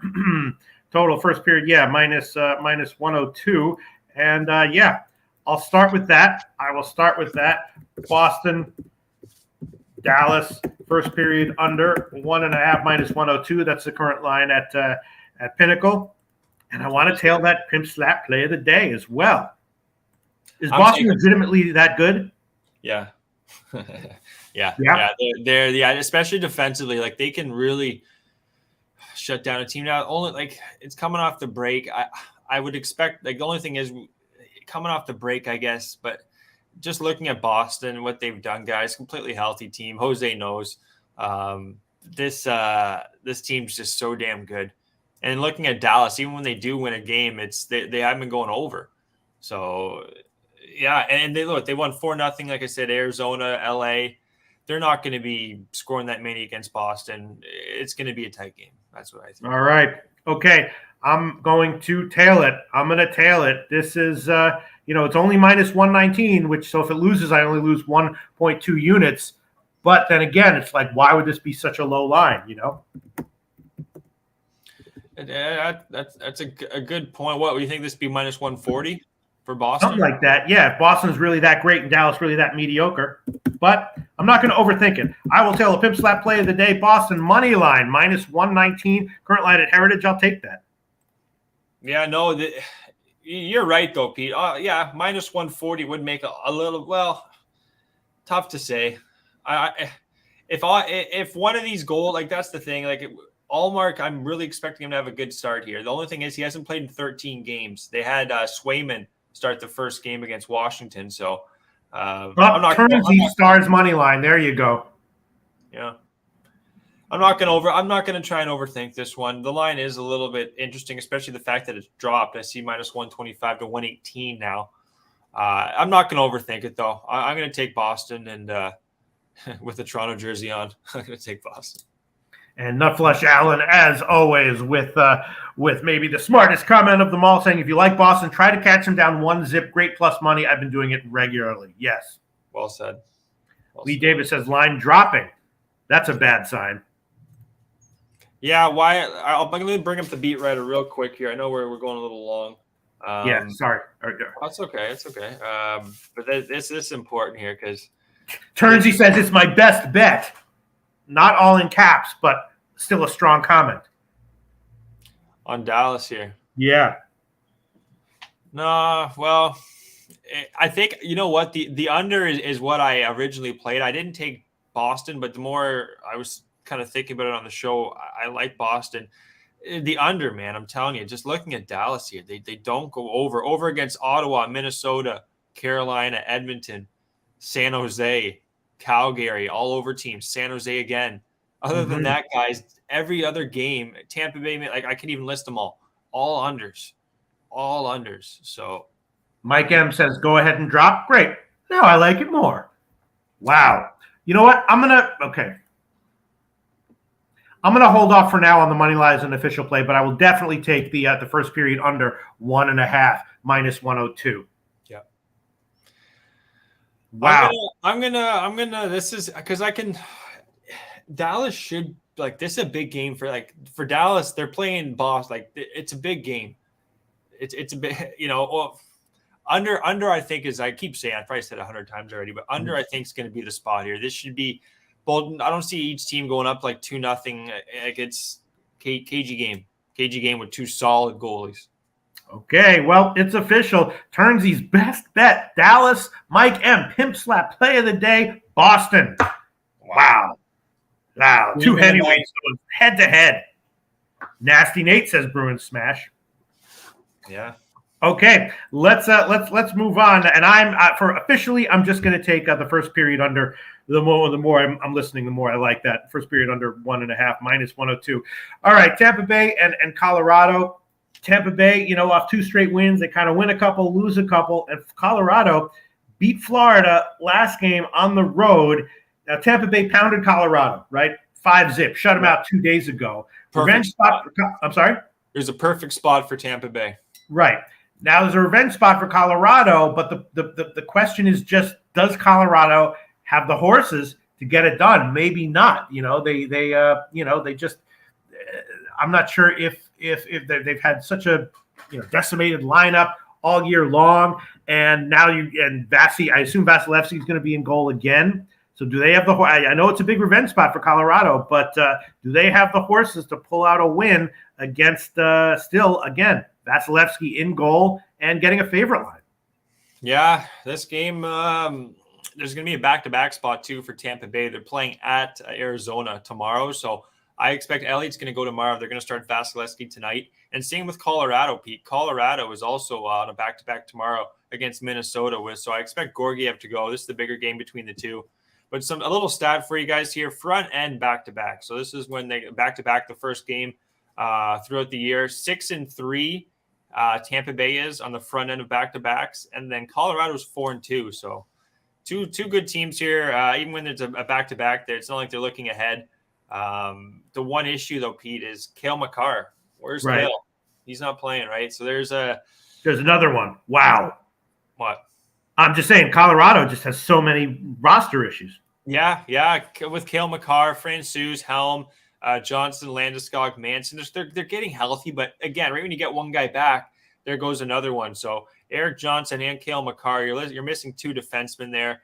You got Taze, Girard, Byram, who's again been up and down. I don't know. I think it's going to be a tough spot for Colorado. I don't think it was a fluke, that 5-0 win. Who was in net? That's a big thing too to know. I believe it was Gorgiev in net for that game against Tampa Bay. So they were able to figure out Gorgiev. So I would have to have a pretty strong look here at Tampa Bay, and I'm just bringing up the game from last time they played, guys. Let's see here. Did they have, I'm looking for, no, they didn't. So they didn't even have Kale McCarr for that game. I'm not seeing Kale. He didn't play in that game against Tampa Bay. So, it's a similar game, my opinion, Pete. 32 of 37 shots. He got lit up too. Gorgiev shut it from Vasilevsky. Still got that, Stanley Cup. They're going to the Colorado's barn here. I'm kind of talking myself into Tampa Bay, but what I did was, I'm not too sure about this one. I have no goal in the first 9 minutes here in first period under 5-0 win there. Tampa Bay. I would lean towards. I don't have any play on this. I'm going to cross it what I have here because I don't have any check marks beside it, so I didn't officially bet it. But I have a lean to the under, but I don't know, Pete. I don't feel strong on this one. I really don't. Yeah. I was and I was thinking about the under. Lee Davis putting some nice stats up there for the under. Lee Davis was leaning under. Someone else said North Ender says this could be an under. Let me see. Let's look at the money if that can shed any light on this. Wow. Okay. I mean, this is probably just a response to the injury news, but half line value on Tampa Bay as of right now. And that is the biggest line value on the card, according to the site we look at. And that could all be just, sharp guys with big bankrolls, hitting lines before the injury news gets widely circulated. But so that doesn't mean that there's necessarily line value on Tampa Bay right now. But according to the site we look at, half line value on Tampa Bay, 85% of the tickets on the over, which is interesting. All right, I think I'm going to hold off. I was leaning under for sure, but the under does make the under. That's what I had written down. First Washington 3-2. Versus Detroit 6-3, 5-3. They haven't had many home games. They've had a lot of games on the road. This is a tough one, coming off that 5-0 loss. Coach, Colorado's not just going to lay an egg here, especially at home. If they're just getting their ass kicked. Under 6, maybe full game. But I'm going to lay off it. But yeah, the under is where I would lean towards. Colorado in same season revenge spot, 121-1 to the under. Wow, damn. Is that with McCarr in there though? Yeah, I don't know. Yeah, I know it's one player, but I'm sorry. I know it's one player, but they're also Eric Johnson's another one it doesn't look like he's going to be playing too. So they're missing some defense. As 60 minutes goes on, I'd have to think. And even looking at this lineup for Colorado, McKinnon, Nichushkin, Rantanen. And then you got Comper with Rodriguez, who's okay. Cogliano, Newhook, O'Connor. They don't have a lot of offense on their bottom two lines. Pretty top heavy, especially that first line. They definitely rely on Kale McCarr with those outlet passes from defense to the forwards too. So under, maybe even a Colorado team total under again. Okay, Turnsey liking Tampa and the under. I would agree with all that. I might bet it, but as an official pick, I'm going to hold off. Let's go to last game on the card. Once again, big road favorite looking like it's either a trap or a don't overthink it, no-brainer value play. Pitt off a shutout loss at LA and home loss to San Jose as a minus 240 home favorite, a couple of weeks ago. And San Jose back home off a road trip. They actually beat Washington in their last game. Not bad. and they won 3 out of 4, their last 4, including once at Pittsburgh. Again, all 4 of those are as a road dog. So San Jose, at least for a run, very likely was being undervalued by the market. Now they're a home dog against Pittsburgh. Question is, how good is Pittsburgh? If Pittsburgh is an elite team, no question I would take them. If they're less than elite, that's when it gets dicey taking these road favorites, even in revenge spots. What's your take on Pittsburgh, Gogi? Oh, I'd say they're pretty elite. I would. Jake Getzel, Crosby, Raquel, Russ, Malkin, Zucker. It's a pretty experienced team there. Carter, Kapanen, again. The issue is, Pete, with no Yari, that's the biggest problem. They haven't been able to really close out games with Casey DeSmith in net. He's been in net, guys, for already 3 games. This will be his 4th game since the All-Star break, which is probably the most of any goalie next to Vasilevsky here. 3 goals against LA Kings, 3 against Anaheim, 1 against Colorado. That was his first game back from the break. On the road there, at least 3 goals against Anaheim and the LA Kings. Now you got a pissed off, or not so much a pissed off San Jose team, but a team that's playing much better. You got Carlson, who's breaking records on the back end too. So Reimer, Kakinen are also banged up. I think there's going to be goals here. I do. 6-4 not too long ago. I don't think that was a fluke. I'm going to do a double up, very similar to what I did with Florida St. Louis guys. Taking first period, both teams to score here, plus 155, and then both teams to score 3 goals. I know that they came off that big loss, Pittsburgh, but I can't trust DeSmith right now. That's my biggest problem. And I know San Jose's coming off a road trip. They played Tampa Bay, Florida, Washington, won 2 of the 3. But for the most part here, I'm just going to rely on the fact that, Pittsburgh should win this game. But with DeSmith in net, I still can't trust it. So give me both teams to score, guys. 3 goals. It's happened to, It's happened. Get ready to go. It's happened 2 of the last 3 games. And yeah.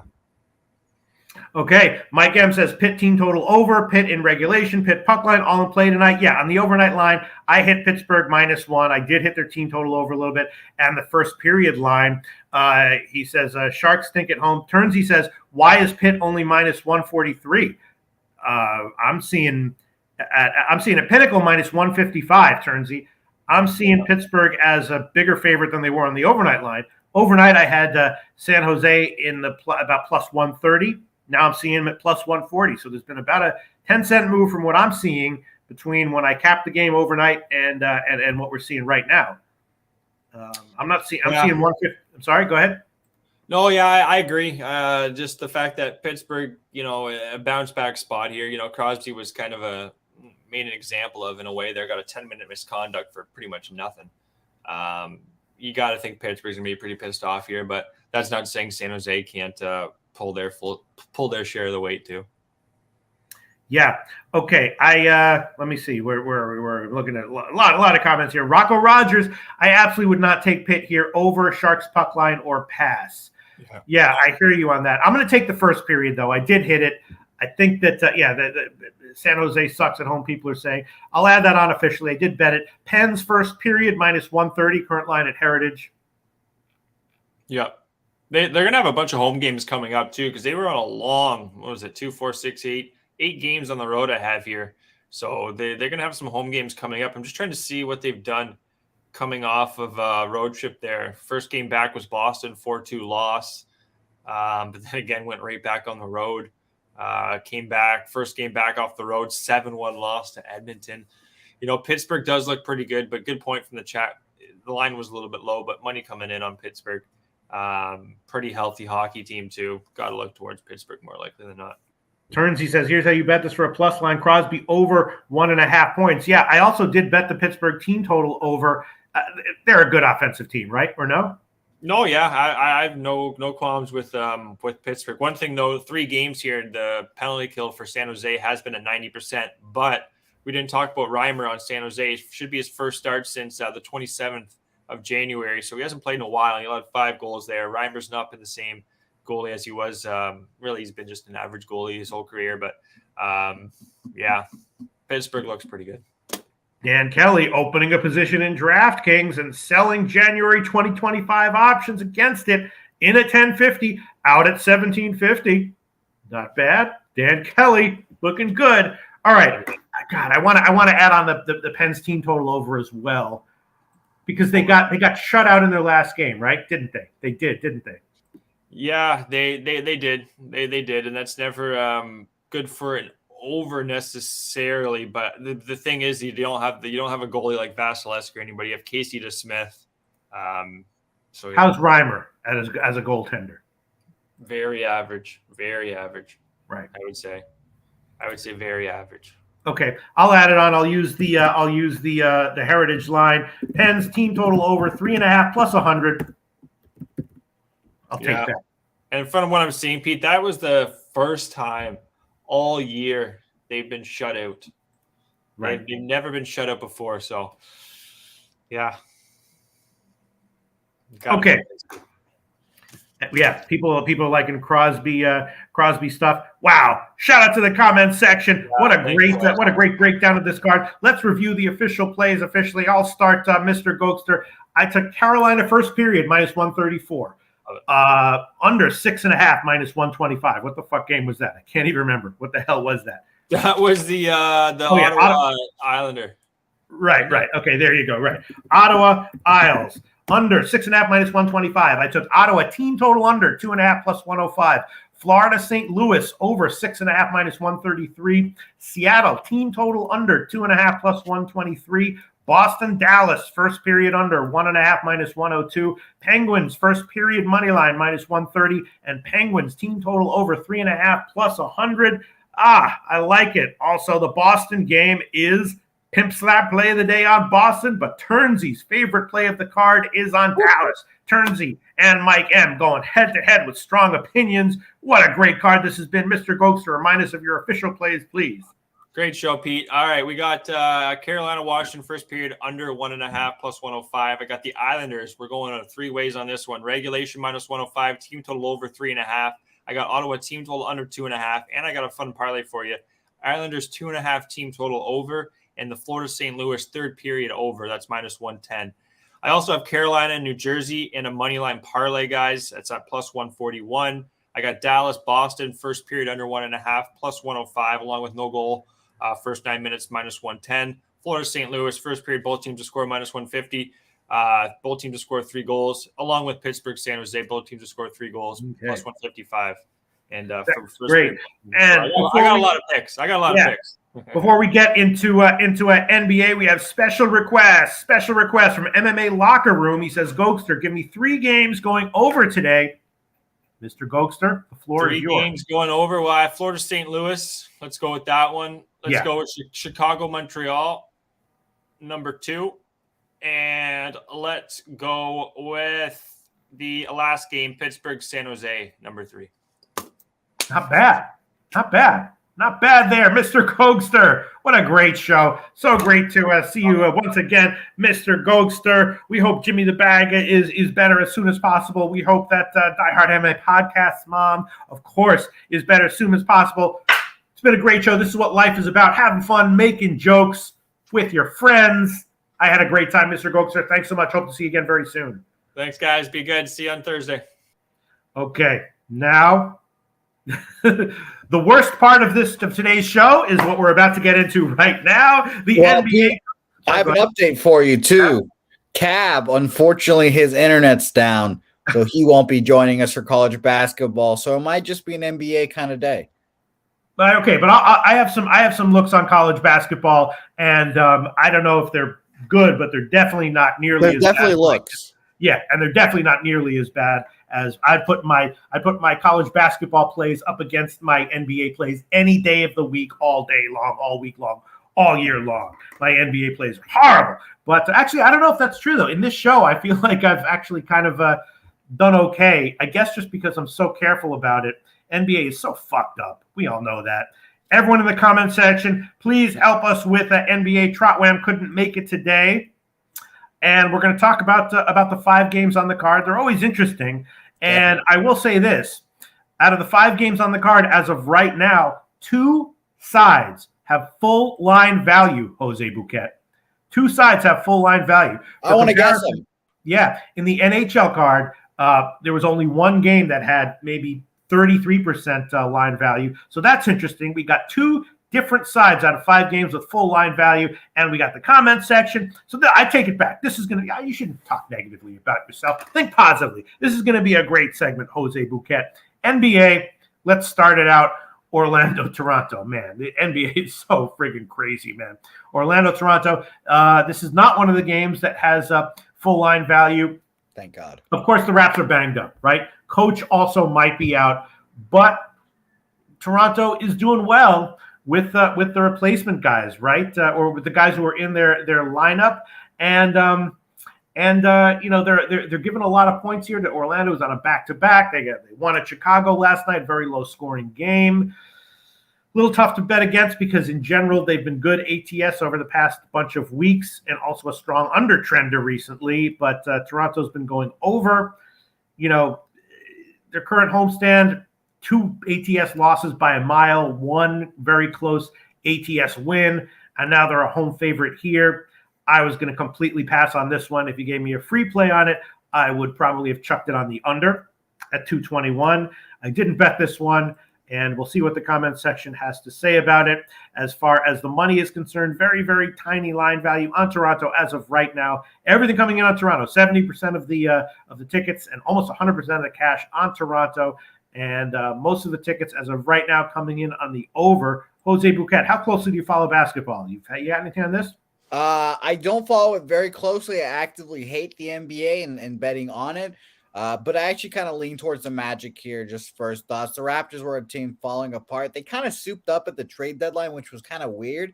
And like you mentioned it, like there's something wrong with that locker room. Nick Nurse kind of maybe out of there. We'll see what happens. He's a great coach, so maybe it's just time for a new voice, et cetera, et cetera. So I lean Magic, but ultimately no play for me here. I have 2 NBA plays though, so it'll be interesting when they come up. Yeah, all right, we'll see. I mean, I would definitely let's see where this line has moved. On the overnight line, I was thinking, I'm very, very careful at betting NBA. It hasn't really moved as far as the total is concerned. 221, I'd be leaning under. And I really I do kind of want to take the under, but I don't know. Let's look at the comment section. Equinemius says the Magic do fight. Yeah, no, they're a team I don't like to bet against, especially in a situation like this, getting 7 points. In general, look at, I guess kind of recently they've been more 50-50-ish ATS, but before that they've been good ATS. Not a team I like betting against at all, getting points like this. Eddie Euler leaning Magic. Troy Torrance says the Magic are a playoff team. Their defensive intensity has been consistently on point. Yeah. So I'd be leaning, I don't know, maybe the Toronto team total under, which is 114. I'm just thinking out loud here.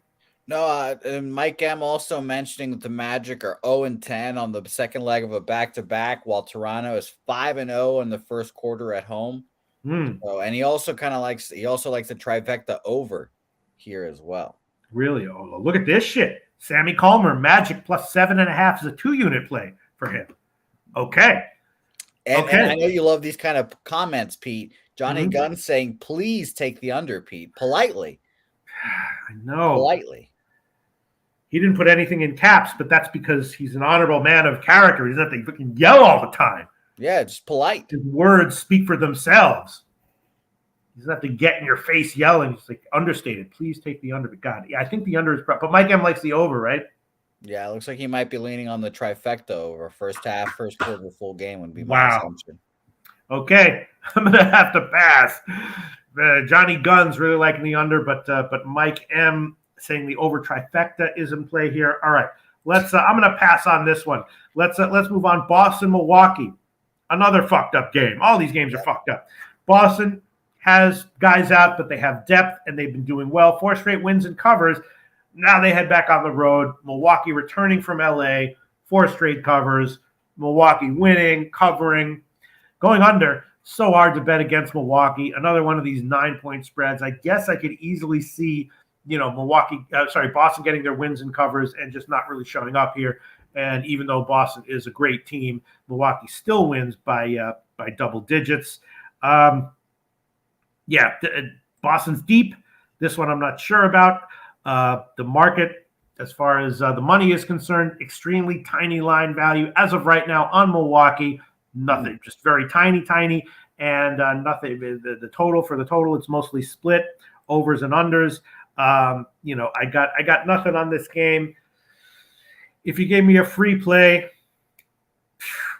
gosh, I don't know. I really don't know. I guess I would take Milwaukee just because the line is so huge, but I got nothing on it. Let's see let me look at the comment section, and then Jose Bouquett, tell us if you have anything on this one.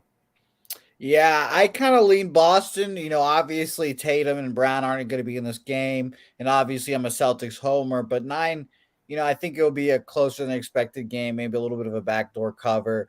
The Celtics are a deep team, and players like Grant Williams need to show out on like matchups like this, for example, because Grant Williams is supposed to be the guy that kind of covers Giannis for the Celtics, and we'll see how that goes in the playoffs with Al Horford as well. But he's a pending free agent, and having a good game against Giannis is something that will help him a lot. So, on that aspect, maybe he comes in and fights against Giannis hard, and the Bucks aren't that good of a team. It's just Giannis and co, really. So I lean towards the Celtics at plus money there, the 9, plus 9 points there, but I ultimately can't get there, really. It's just tough. Dan Kelly likes the first half over. And Dan Kelly is saying, seriously considering fading every lean of Jose's. You probably should. You probably would make money that way. I'll tell you that, especially in the association. 2 comments from Dan Kelly that are likely positive EV. Not locks, but likely positive EV. First half over in Boston, Milwaukee, and fading every Jose Bouquett lean. Both of those. And again, not locks, but probably positive EV. I would say 60%, yeah. Yeah. I mean, in general, as the All-Star break approaches, I like to lean towards just like, I know they don't play any defense in the NBA in general, but I lean towards like really no defense. I lean towards overs and team total overs and spots with as the All-Star break approaches. Yeah. And anyone that says Giannis game time decision, really, is that true? I assumed he'd be in.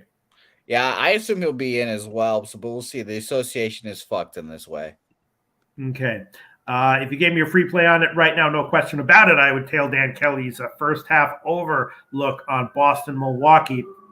But I'm going to hold off for now. All right, next game on the card, Sacramento, Phoenix. This game did have an overnight line. Oh, boy. Pete, they're shooting up the block where you at right now, Pete. Oh, no.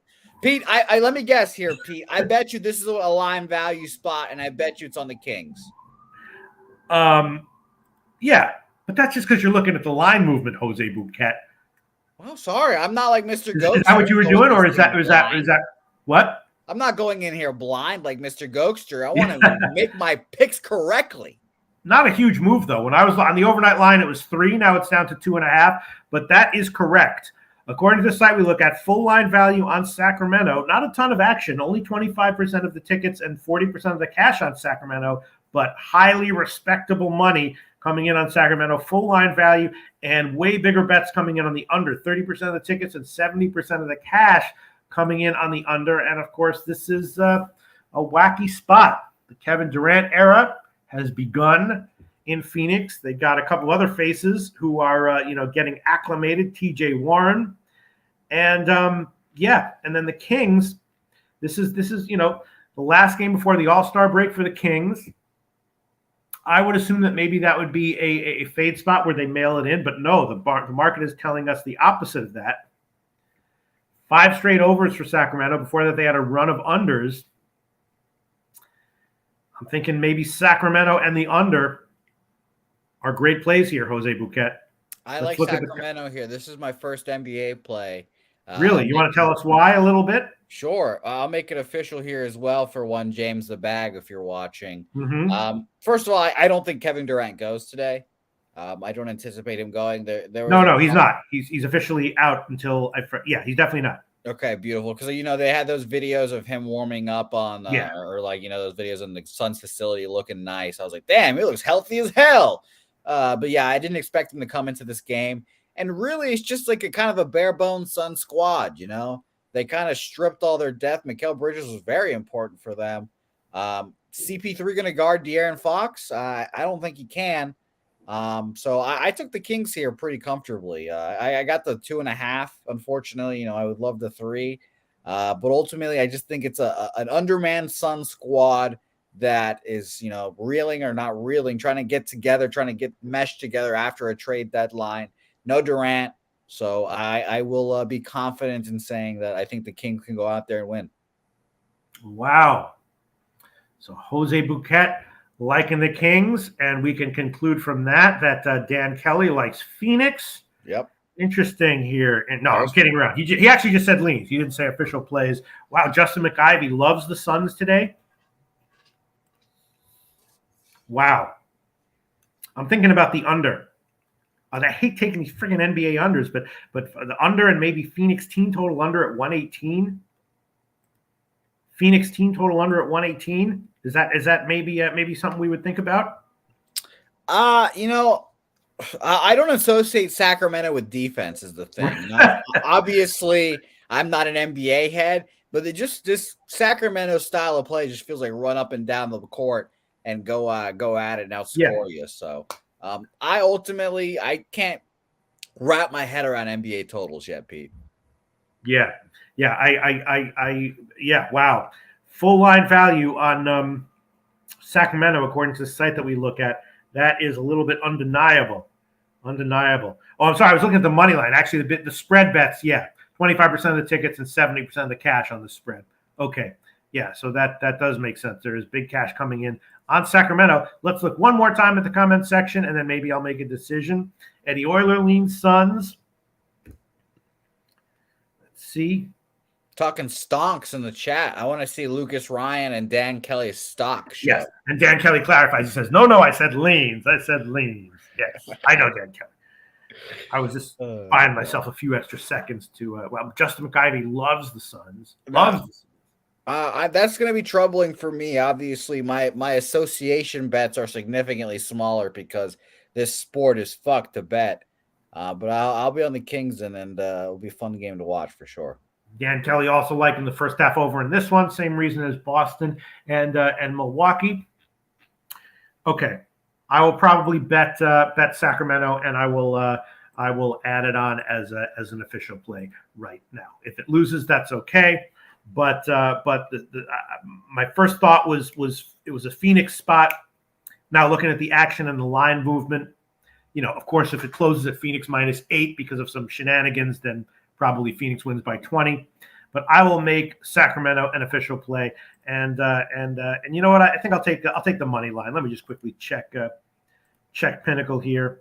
I'll take. Oh wait, what the hell's going on? Pinnacle, they don't have it. Yeah. Okay. All right. I'll just take the Heritage money line. Kings +120 as an official play. God, the NBA is so great. No, I can't wait. And I guess we have a surprise at the end of the segment as well. Okay, sounds good. All right, let's move on. Golden State Clippers, another crazy one, right? Golden State on a back-to-back, beat the Warriors in a high-scoring game. Not doing well ATS, though, over their last bunch of games, and also going over. And the Clippers off of two straight up and ATS home losses, both by margins, both went under. Before that, they were on a road trip that was pretty successful and over-trending. I know that Wiggins was a game-time decision, but he played well. Of course, Curry is out. Golden State has been terrible on the road. Clippers are also limiting minutes for their stars. So, this just has NBA shenanigans written all over it, and I got nothing on it as of right now. Clippers are a big favorite here. Let's look at the money very quickly. Nothing as far as the money is concerned. Teeny line value on the Clippers, that's probably negligible. Everything on the under, 46% of the cash, 46% of the tickets, and almost 100% of the cash on the under, which is what I was thinking. I was like, free bet would be under on this one at about 227.5. But it's now up to 229. So this is a classic, insane NBA handicapping situation. I got nothing on it. Jose Bouquett, I'll look at the comments section. Tell me if you have anything on this one. Now, this is my other look I was actually interested in, shockingly enough. And it was just a team total under look for the Warriors, really. And I looked at it, and I got I think it was -110 for 109. And I was like, man, that's really low. Like, I just couldn't get there at the end of the day. And I looked at the Warriors' last few games, and like you mentioned, they beat the Wizards 135. They lose to the Lakers 103. Lose to Portland 102. They win against Oklahoma City 141. Excuse me. And they beat Dallas 119. So they clear all those every game. They just cleared that team total over except for one. So I ultimately lean towards that under again for that team total. So shout out to Dan. But I just couldn't get there at the end of the day. So, I guess only one play for the NBA right now. But if I'm going to make a second play, that was probably going to be it. But I just don't think I can get there. Okay, so what was that play? Sorry, again? The Warriors team total under. So that is Jose Bouquet's lean. So Warriors team total over might be a great play here. I mean, it was 109 when I saw it, and like I just mentioned, they cleared that in fucking 4 of their last 5 games. So I thought that was up to 110.5. I got a "Don't do it, Pete" comment from Justin McIvy about the Kings. Yeah, I hear you, Justin McIvy. I don't know. I don't know. Alfred says Kings feel too obvious. Okay, I'm gonna pass. I'm gonna pass on this one. Interesting situation. Last game on the card is Washington Portland, and this is the second game that has full line value according to the site that we look at. Both on a back-to-back, right? Washington was at Golden State, lost straight up an ATS, super high scoring game, but they had been pretty good ATS before that, though, covering a lot more than not. And Portland, on a back-to-back also, they blew out the Lakers last night, but had been on a small losing run ATS-wise, and Portland is a small home favorite here. And let's see if the line has moved yet. Yeah, not that much. I'll just tell you right now, we want to keep a brisk pace here. Wizards, full line value according to the site that we look at, and big bets coming in on the under. 40% of the tickets and 90% of the cash on the under. So under and Wizards is what the site that we look at is indicating right now. What do you think, Jose?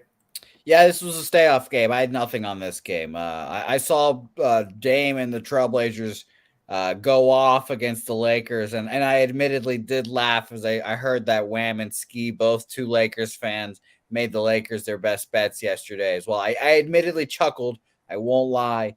And then listening to the Lakers coach saying that they played like the best statistical defense out there. The first half was hilarious.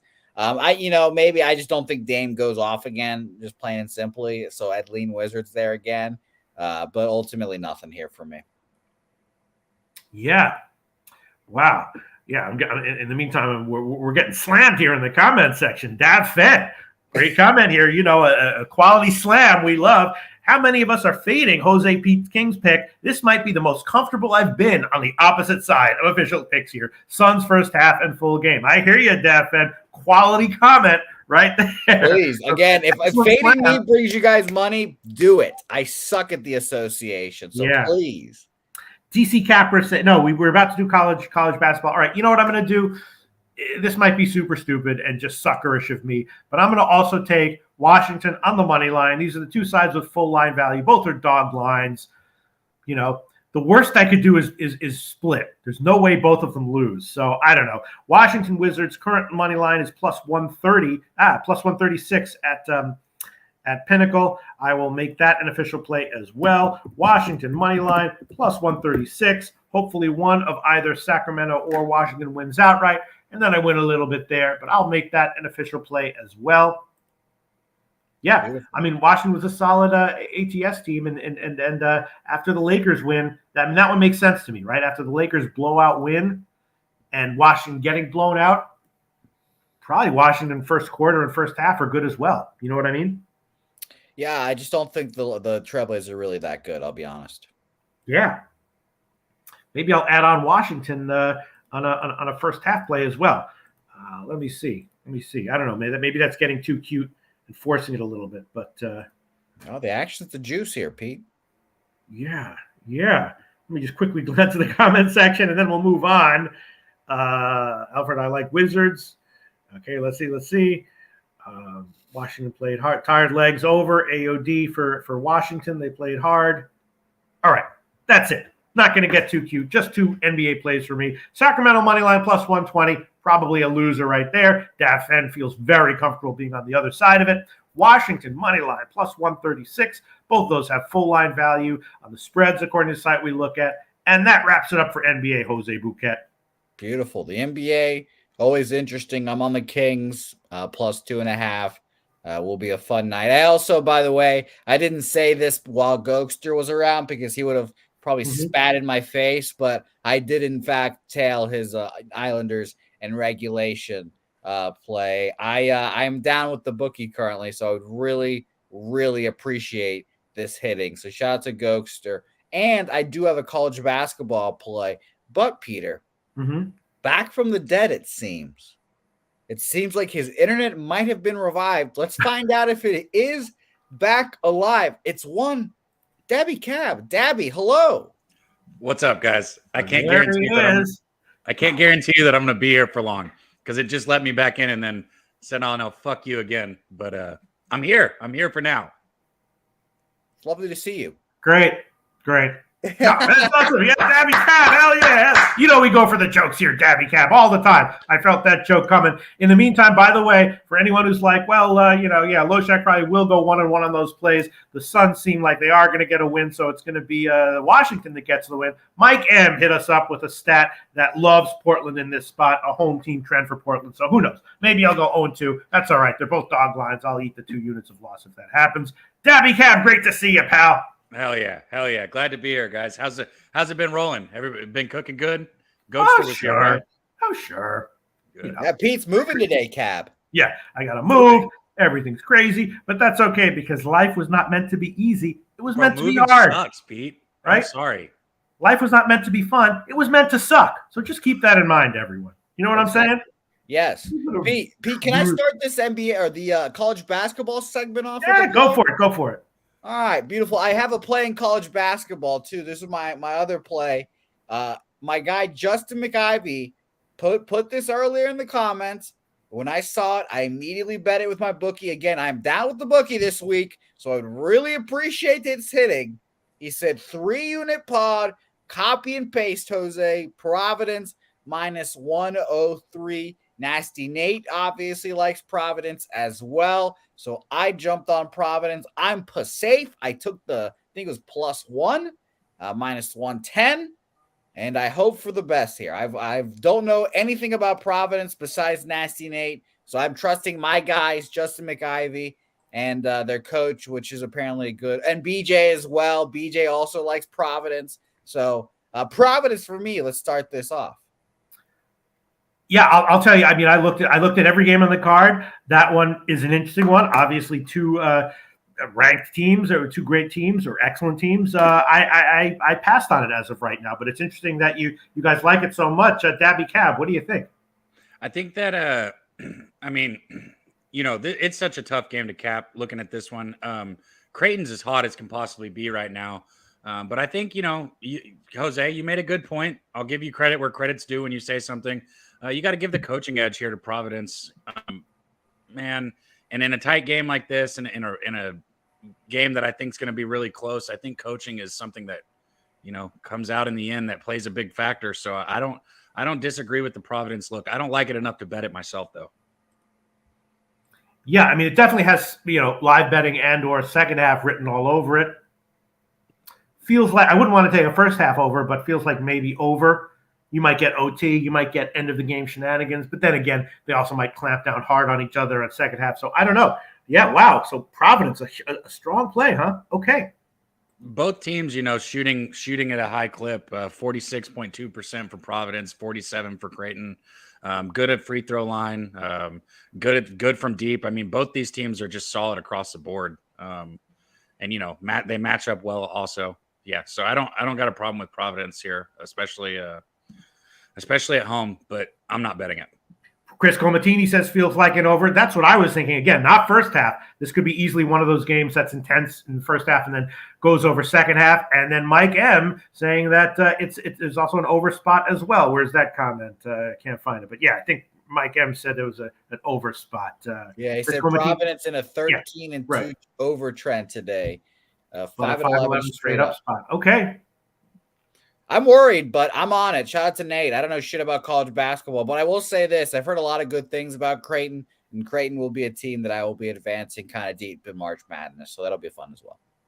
But that's Yeah. it. That's all Mike plays. So have fun. No, guys. I hear you. I mean, I look at a game like that. It's like the Super Bowl. There were. I think KC was the right side, but props was really the way to go. Game like this, probably Providence is the right side, but live or halftime is definitely the way that I'm going to be looking. Definitely. Have you been making a lot of halftime bets in college basketball this year? That's like all I do. I love that. Awesome. Not all, but I mean, it's yeah, the halftime stuff. All right. Okay, so we got the card here, Dabby Cab. Let me just bring up the few plays that I was, like, and see what your take on those are. Then we'll get to what you like, and then we'll get to the comment section, see what they want to hear about, and then we'll wrap it up. Okay? Hell yeah! All right. First things first. What is up with Kansas State? Are they not good anymore? Because I'm looking at this and I'm thinking maybe the line's a little bit fishy. They should have rolled Texas Tech, I guess. They didn't get it done. Oklahoma, though, got blasted by Kansas. Oklahoma looks like even at home they get manhandled by any team that's above average, which Kansas State certainly still is. Suspiciously low line, at the very least, first half. Why would we not like Kansas State here? I bet Kansas State first half here. Okay. So I'm glad that's where that rounded. I mean, for me, look, Oklahoma, and I was against a lot of good cappers. I had Kansas going against Oklahoma over the weekend. It's just this Oklahoma team for me is just not good on offense. Their offense is it's too lackluster. They don't have anybody really. I mean, Sherfield, I guess they can rely on him. But that's one person. Outside of him, they've got nobody. And this offense, with the pace of play that they have, they've lost 4 in a row. Oklahoma State was the first one, in that game. Then West Virginia. Then they dropped to Baylor. Then Kansas. Now that's good competition across the board. But I really think that Alabama win was fluky for Oklahoma. That they don't put points up like that. And here against Kansas State's got to be hungry. After losing 3 of their last 4, they're gonna. I mean, it's do or die for a Kansas State team that I do think is better than Oklahoma. I got plus a half a point in the first half too. And as soon as I saw that, I hammered it. Like I jumped all over it. So, I'm going against Oklahoma here. I'm fading them again. This offense is just too shitty for me. So I'm on Kansas State. Yeah. According to the site that we look at, there's line value on Oklahoma, but that's full game. And that also could be just freaking wrong. A lot of these big UNC was like some of the super smart play yesterday. Not to Dabby Cab. He had Miami, and that was the right play. I didn't bet UNC full game or first half, but then the half when they were down, I was like, all right, I'll take them at the half. And that one lost. I'm gonna take. I'll make Kansas State first half an official play for myself. I'll take Kansas State first half. Pick 'em minus 109. That's a line at Pinnacle, and that is endorsed by you, Dabby Cab, right? Yeah, I'm on it too. So I'm on Kansas State also. But you will admit that this line looks fishy as hell. Absolutely. But I thought the same thing about the -3 that they were getting for Kansas. I said Kansas is going to blow Oklahoma out. Like I in my mind, that's what I thought was going to happen. And I was like, well, why the fuck are so many people on Oklahoma here, and why is the line only at a -3? Yeah, and also. I don't know if you remember this, Dabby Cab. This might be a little bit before your time, but going a long way back, Kansas State is notoriously bad on the road. True. Whether they're good or bad. True. They are, yeah. And their last loss against Tech was bad. But, Tech showed something yesterday beating Texas. That was a good win for Tech right there. Another good win at home. So maybe they're just getting their home mojo back. Well, Mike M says Oklahoma in a 22-10 ATS spot. Kansas State 4 losses in a row on the road. I'm going to take them first half. Dabby Cab likes them first half. Maybe Oklahoma will roll in the second half and Kansas State wins first half. But I'm going to take that one. All right, let's see. Another game that I wanted to ask about. What else did I bet? I guess there's other games that are that's the main one that I bet. And then let me see. Oh yeah, okay. I don't know if you look Wyoming, New Mexico. Did you look at that? I would have had I not had internet issues, but I didn't look at that one too much. I was thinking, New Mexico, Wyoming is terrible. The problem is that New Mexico has this guy, Jalen House, who I think is questionable, but New Mexico, they've lost 3 in a row. Now they're at home against a shitty team. New Mexico first half -6. I hit normal, big size. I don't see why that would be not a good bet, but I did bet that one. I don't know if I'll make it official. Let me see. What else was I thinking about? Let's see. Picks. I guess that's it as far as I guess that's it. I hit a couple of those MAC first half overs, but we don't have to get into it. All right. We talked about the one that I really wanted to talk about, which is the Kansas State game. Dabby Cap, what are you liking on today's card? All right, so I'm looking early. The first bet that I made was one of the 6 o'clock my time, 7 Eastern. The 7 Eastern. I took Illinois in the first half against Penn State. Yeah. These two teams are heading in complete opposite directions right now. Penn State, they've lost 4 in a row. Now they are at home where they've, notoriously been a lot better. But last time they were home was that overtime loss against Wisconsin. Illinois is coming in off that big win against Rutgers, 69-60. They've won 3 of their last 4. They did drop to Iowa, but that's still a potent Iowa offense. And when I look at this game for Illinois, I just, like I said, I think Illinois is going to have a matchup advantage, especially down low. Right now, down low, where I got some of their numbers here. Where is it? They're putting up 75 points per game, but their interior is where it's at. 16th in rebounding, 3rd in block shots. And Illinois has covered 6 in a row against the spread here. So like I said, this team's as hot as can possibly be. They're trending in complete opposite directions. Penn State started off the season well, but since then they've dropped to 14-11 and 5-9 in Big Ten play. Like I said, at home they're a tough team, but they're coming off a game where they shot 51% and still lost. They still lost that game after shooting 51%. Penn State's just in a free fall here. I don't think they shoot 51% again. And I think Illinois is just a hands down better team. So in the first half, I took Illinois -1. That was actually the other game that I was on the fence of asking you about, but then I was like, I won't ask you about that. But yeah, that was the other play that I liked. Illinois first half. And I'll make that an official play for myself as well. Illinois first half -1, -110. I think the thing that just spooked me was just that Penn State does seem to be like legitimately like tough at home. And so, it's a big revenge spot for Illinois. And I'm just wondering if maybe their recent struggles were a little bit fluky, and then they'll come back in this game and be just like a good team at home as a dog that you don't want to fade. I think that Pickett is an NBA player. He's a star. For Penn State, but outside of that, they fall off a little bit when you get outside of him. So where he goes, they go. Okay. Yeah. That was my play as well. I'm glad that you endorse it, and I'll make that official. I like it as well. DC Capper 4% play on New Mexico -10.5 against Wyoming. Yeah, I would agree with that. I'm just a little bit concerned that guy Jalen House is questionable, so maybe he'll play, maybe he won't. If he doesn't play, I'm not exactly sure how bad that is for them, but they should be able to beat Wyoming, at home. So I agree with that. And DC Capper also says 4% Providence Creighton under 140. Okay, so that's interesting. We were thinking about over. Maybe he likes the under, and New Mexico against Wyoming. I like that one as well. Turnsey says prayers out to Michigan State campus after yesterday's mass shooting. I didn't even know about that. I'm just reading about that. I was packing the tappings. I don't even know about that. But yes, prayers out to them. That fucking sucks. Pete, one last thing I was going to say. So I touched on the rebounding and the block shots for Illinois, but I should tell you on the other side too. Penn State only 288th in rebounding going up against this Illinois team. Like I said, that's 15th in rebounding. And then if you look at block shots, because that's another metric for the inside, 286 for Penn State, 3rd for Illinois. I just think that Illinois is going to outsize them here. Basically. Yeah. Those were were the 3 bets that I liked the most on the card. New Mexico first half -6, Illinois first half -1, and Kansas State first half, plus a half, -half, or pick 'em or whatever. Dabby Cap, I don't know if you got to play on this one, but let's talk about it, right? The rematch of Wisconsin and Michigan, right? People who don't remember, last meeting was last year. Wisconsin blew out Michigan, and that was the game where Juwan Howard and Greg Gard had that spat.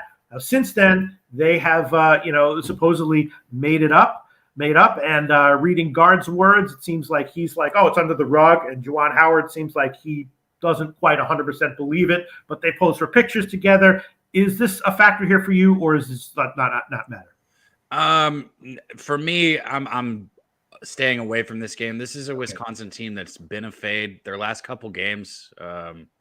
Outside of the loss to Nebraska, but they beat every other game, right? They lost to Northwestern. They beat Penn State. They beat Ohio State, which everybody's beating Ohio State right now. Then they lost to Nebraska. This team is just so hit or miss. And Michigan, with Dickerson down low, I just don't know what Wisconsin's going to do to slow him down. So if he stays out of foul trouble and keeps the ball, secure like he should, like he probably always does, they're going to out. Just like I was talking about Illinois, I think Michigan's going to kind of bully ball Wisconsin here down low, and I don't think Wisconsin's going to be able to do shit about it. Yeah, I was looking at this. My first thought was Wisconsin, and Mike M says Whiskey going to hammer Michigan tonight. But you're right, Wisconsin is just a team that I'm not sure if I completely trust. And then when you think about, because Wisconsin won the first game, so maybe Michigan's going to rally around Juwan Howard here and really lay the hammer down on Wisconsin. That's a narrative that I can kind of get behind. If I was on either side here, it would have to be Michigan. Like I said, this Wisconsin team, 351st points scored this year, 331st points per game. Their field goal percentage is 41.8%, which is terrible. That's 312th in the country. Free throw percentage, 337th in the country. They just don't really do much. They rebound for shit, 322nd in the country.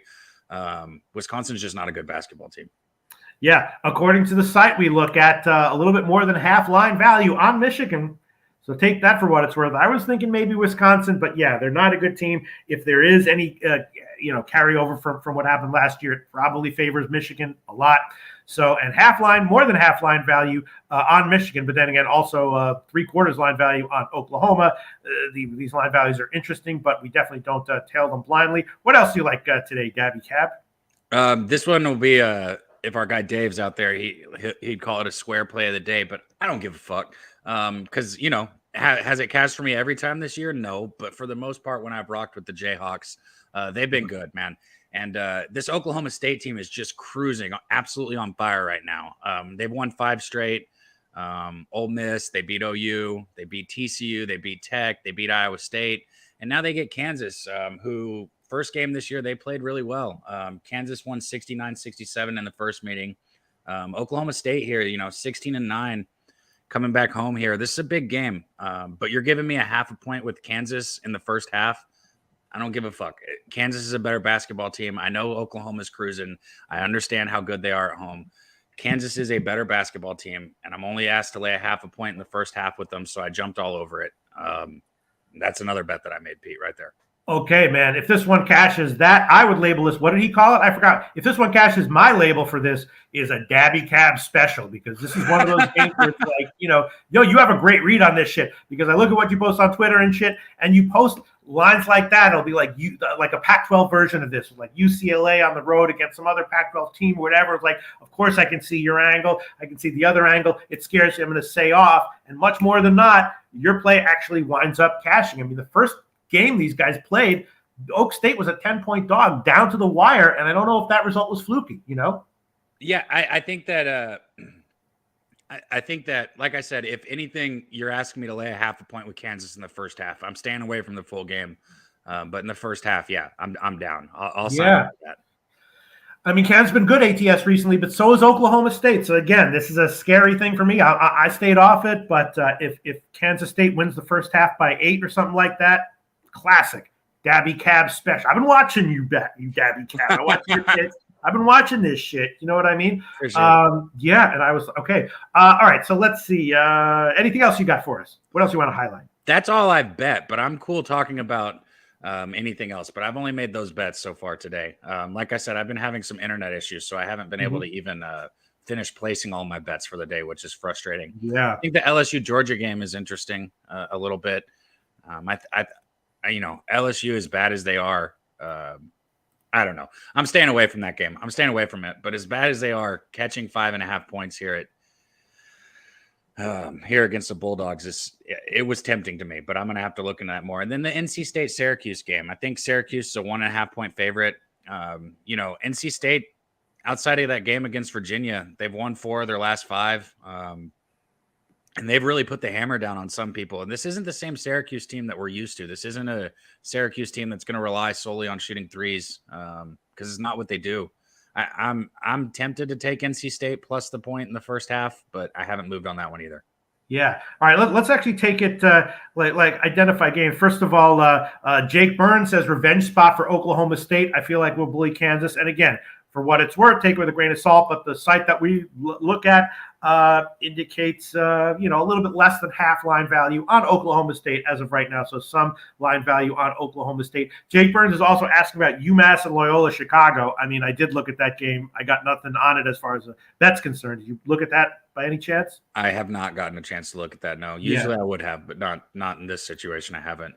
I can tell you this thing with these with today's bets. I kind of felt like people would like Penn State at home, and I kind of knew people would like Oklahoma State at home. Like I kind of know some of these are going against, like, I don't want to say popular thought, but capper thought. I guess popular capper thought, if that makes sense. Yeah. Well, no. Illinois has 3/4 line value on at the site we look at. Yeah. Okay, good.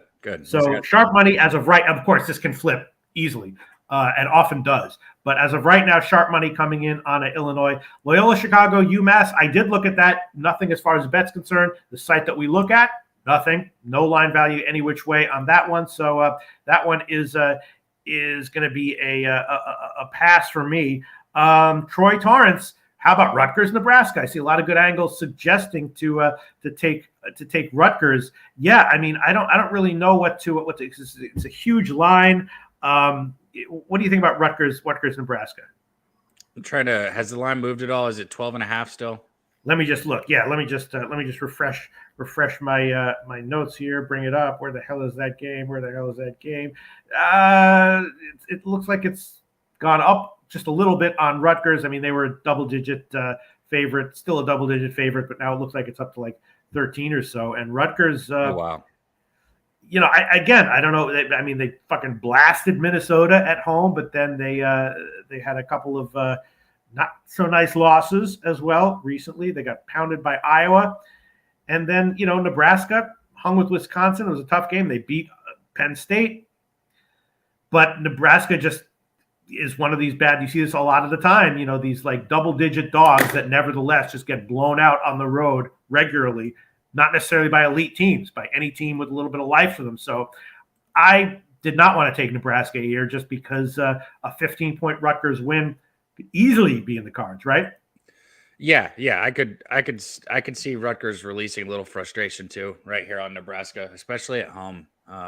My thing is with Rutgers is, they rely so heavily on defense that I'm not looking to lay 15 points with them. Do I think they could cover it? Yeah, I do, obviously, but it's just that number is just too big for me for a team that I think defense, all the way. Yeah, site we look at, very tiny line value on Rutgers, but I did look at that. It's just Nebraska is one of those teams that as a double-digit road favorite, my first thought is fade, not bet on. There's a lot of teams that aren't like that. Nebraska is definitely one of those teams. But yeah, as you said, Rutgers is not necessarily a team that inspires confidence taking a big line like that. Let's look at some other shit. I guess we can talk about the Duke Notre Dame game. That's an interesting one, right? Both of these teams have been bad ATS. I've had success fading Notre Dame this year. I've mostly been staying off of Duke games. My first thought looking at this was like, I know Duke is getting better, but a double-digit favorite even against Notre Dame, I don't understand it. I didn't bet it. You have any thoughts on Duke and Notre Dame right now? No, I got nothing on this one other than the fact that, this comes down to, I know I've said this a lot today, but a lot of these games are what I see it is happening. Duke might bully Notre Dame down low in the paint in this game. And I don't really like taking a dog whenever I think they could get bullied. When you look at Duke, with all their struggles offensively, they've still got they're 10th in the country in rebounding, whereas Notre Dame on the other side is 333rd in the country. You look at block shots, Duke's 25th in the country, Notre Dame's 261st in the country. Obviously this Notre Dame team, it's live by the three and die. Like literally they live by the three or die. That's it. So, I mean, I'm staying away from that because of that right there. Yeah. Mike M saying over and over, which I assume he's talking about this Notre Dame game, which that's what I was thinking when I saw it. Not that I love it, but that it's a suspiciously low total. I didn't quite understand. I mean, this game could easily get over. I did like the over. I didn't bet it yet. I'm watching and waiting, but yeah, I think the over might be a play here, right? Or is the new version of Duke a defense-oriented team? They are kind of, but they can still put up some points, right? Yeah, I could still see them getting to 75 here or something like that. I think the over. Yeah, I was thinking over as well, and the line confused me a little bit. But I will probably, I'll probably put a small play on that one because that is definitely something that I was thinking about. Let's look at. Oh yeah, I mean, I don't know, but Georgetown. For those who don't necessarily know, Georgetown, one of those teams, they can't buy a win straight up, can't sell a loss ATS, right? Every single game, losing straight up, covering the spread. Now they're again a big underdog, right? Although I think they lost their last game ATS, but once again, Georgetown, double-digit dog. Well, so the last game that they lost, and that's one thing to look at, is how it lines up. The last game that they lost ATS was against a frustrated Marquette team. Right. And that's the same thing you have here with Seton Hall. You know, Seton Hall is coming off 2 tough losses, Creighton and Villanova. All that being said, just like some of the other teams we talked about, I'm not in the business of laying this many points with Seton Hall. Their offense is just not there. 68.5 points per game. That's 260th in the country. Field goal percentage, 43.8%. That's 229th. They can't shoot free throws, 307th in the nation, 282nd from behind the arc. So they're just across the board not good offensively. And laying double digits in a game like this with a team that struggles on offense isn't something I want to do. Okay, I hear you. Mike M says Buffalo under 162. Mac games over 150. Take the under. This series has generated under 161 8 times in a row. This is when it's so tough to be friggin' transparent. I didn't take the full game. I took the first half over in that one, which I realized might have been a mistake. And I don't think I'll hedge out of it. But after I bet it, I realized probably was a little bit of a mistake. DC Capper, I don't know, Valpo in Southern Illinois, 3% play on Valparaiso. That is an interesting one because Southern Illinois is off a blowout, but blowout loss, but Valparaiso has been great ATS. Don't love betting against Valparaiso, but I don't know. I mean, Southern Illinois is clearly the better team, and they're off of a blowout loss. So I'm sure you didn't look into this one, Dabby Cab, but that's a tough one. DC Capper liking Valpo though, getting 3.5. Let's see. Yeah. Other games. Did you mention the Syracuse one? Did we talk about that? A little bit, yeah. I touched on it. I kind of lean. I like getting the half a point or whatever with the NC State in the first half, but I haven't bet it yet. NC State, like I said, outside of the loss to Virginia, they've been putting up some numbers. 94 against Florida State. They put up 92 against Boston College on the road, in Boston College last game. So I don't know. I think this might be another spot where they kind of just are the better team here than Syracuse. They're the better shooting team. So, yeah, I don't know. Let's talk about another one of the interesting games on the card. Not necessarily as interesting as the Wisconsin game or some others, but Vandy, South Carolina, right? Now, of course, Vanderbilt, an impressive Vanderbilt squad this year relative to, not a shitty squad by any means. They beat Tennessee, and then we have a shitty squad that gets like when Oklahoma blew out Alabama. It was like, obviously, you're going to fade them not just for the next game, but for the next 3 games. Vandy gets a home win over Tennessee, huge game down to the wire. Then they come back and do it again at Florida. I'm like, wow, this is for real. A team that beats Tennessee and then gets another underdog win in their next game. That's like Oregon State from last year when they were like that. This is a team I don't really want to fade. But then South Carolina, also a good ATS team as a home dog. I don't want to fade them. I think I'd take South Carolina plus the points here, but this is an interesting one. I did look at this one a little bit. I agree with you. I think, what is it? You're getting 5.5, right? Yeah. 5.5. Yeah. I don't hate that. I don't think that, Vandy's a team that I'm really trying to lay 5.5 points with, even with their, impressive wins. That doesn't change the fact that, matchup wise here, I don't see them winning by number. So I like that. I would go with South Carolina also. Yeah, it went up to 5.5. Now it's down to 5. Let's look at quickly glance at the money on that one. South Carolina, where is that? Oh, wow, shit, yeah, like about 40% line value on Vanderbilt, at least as of right now. I wonder where that came from. The hell did that come from? Damn. I'll list off the other games with some line value as well. I think that just about covers all the interesting games from today's card. If anyone else wants to shout anything out, go for it. Yeah, LSU and Georgia, both awful ATS with Georgia's off that impressive win. I don't know what to make of that one.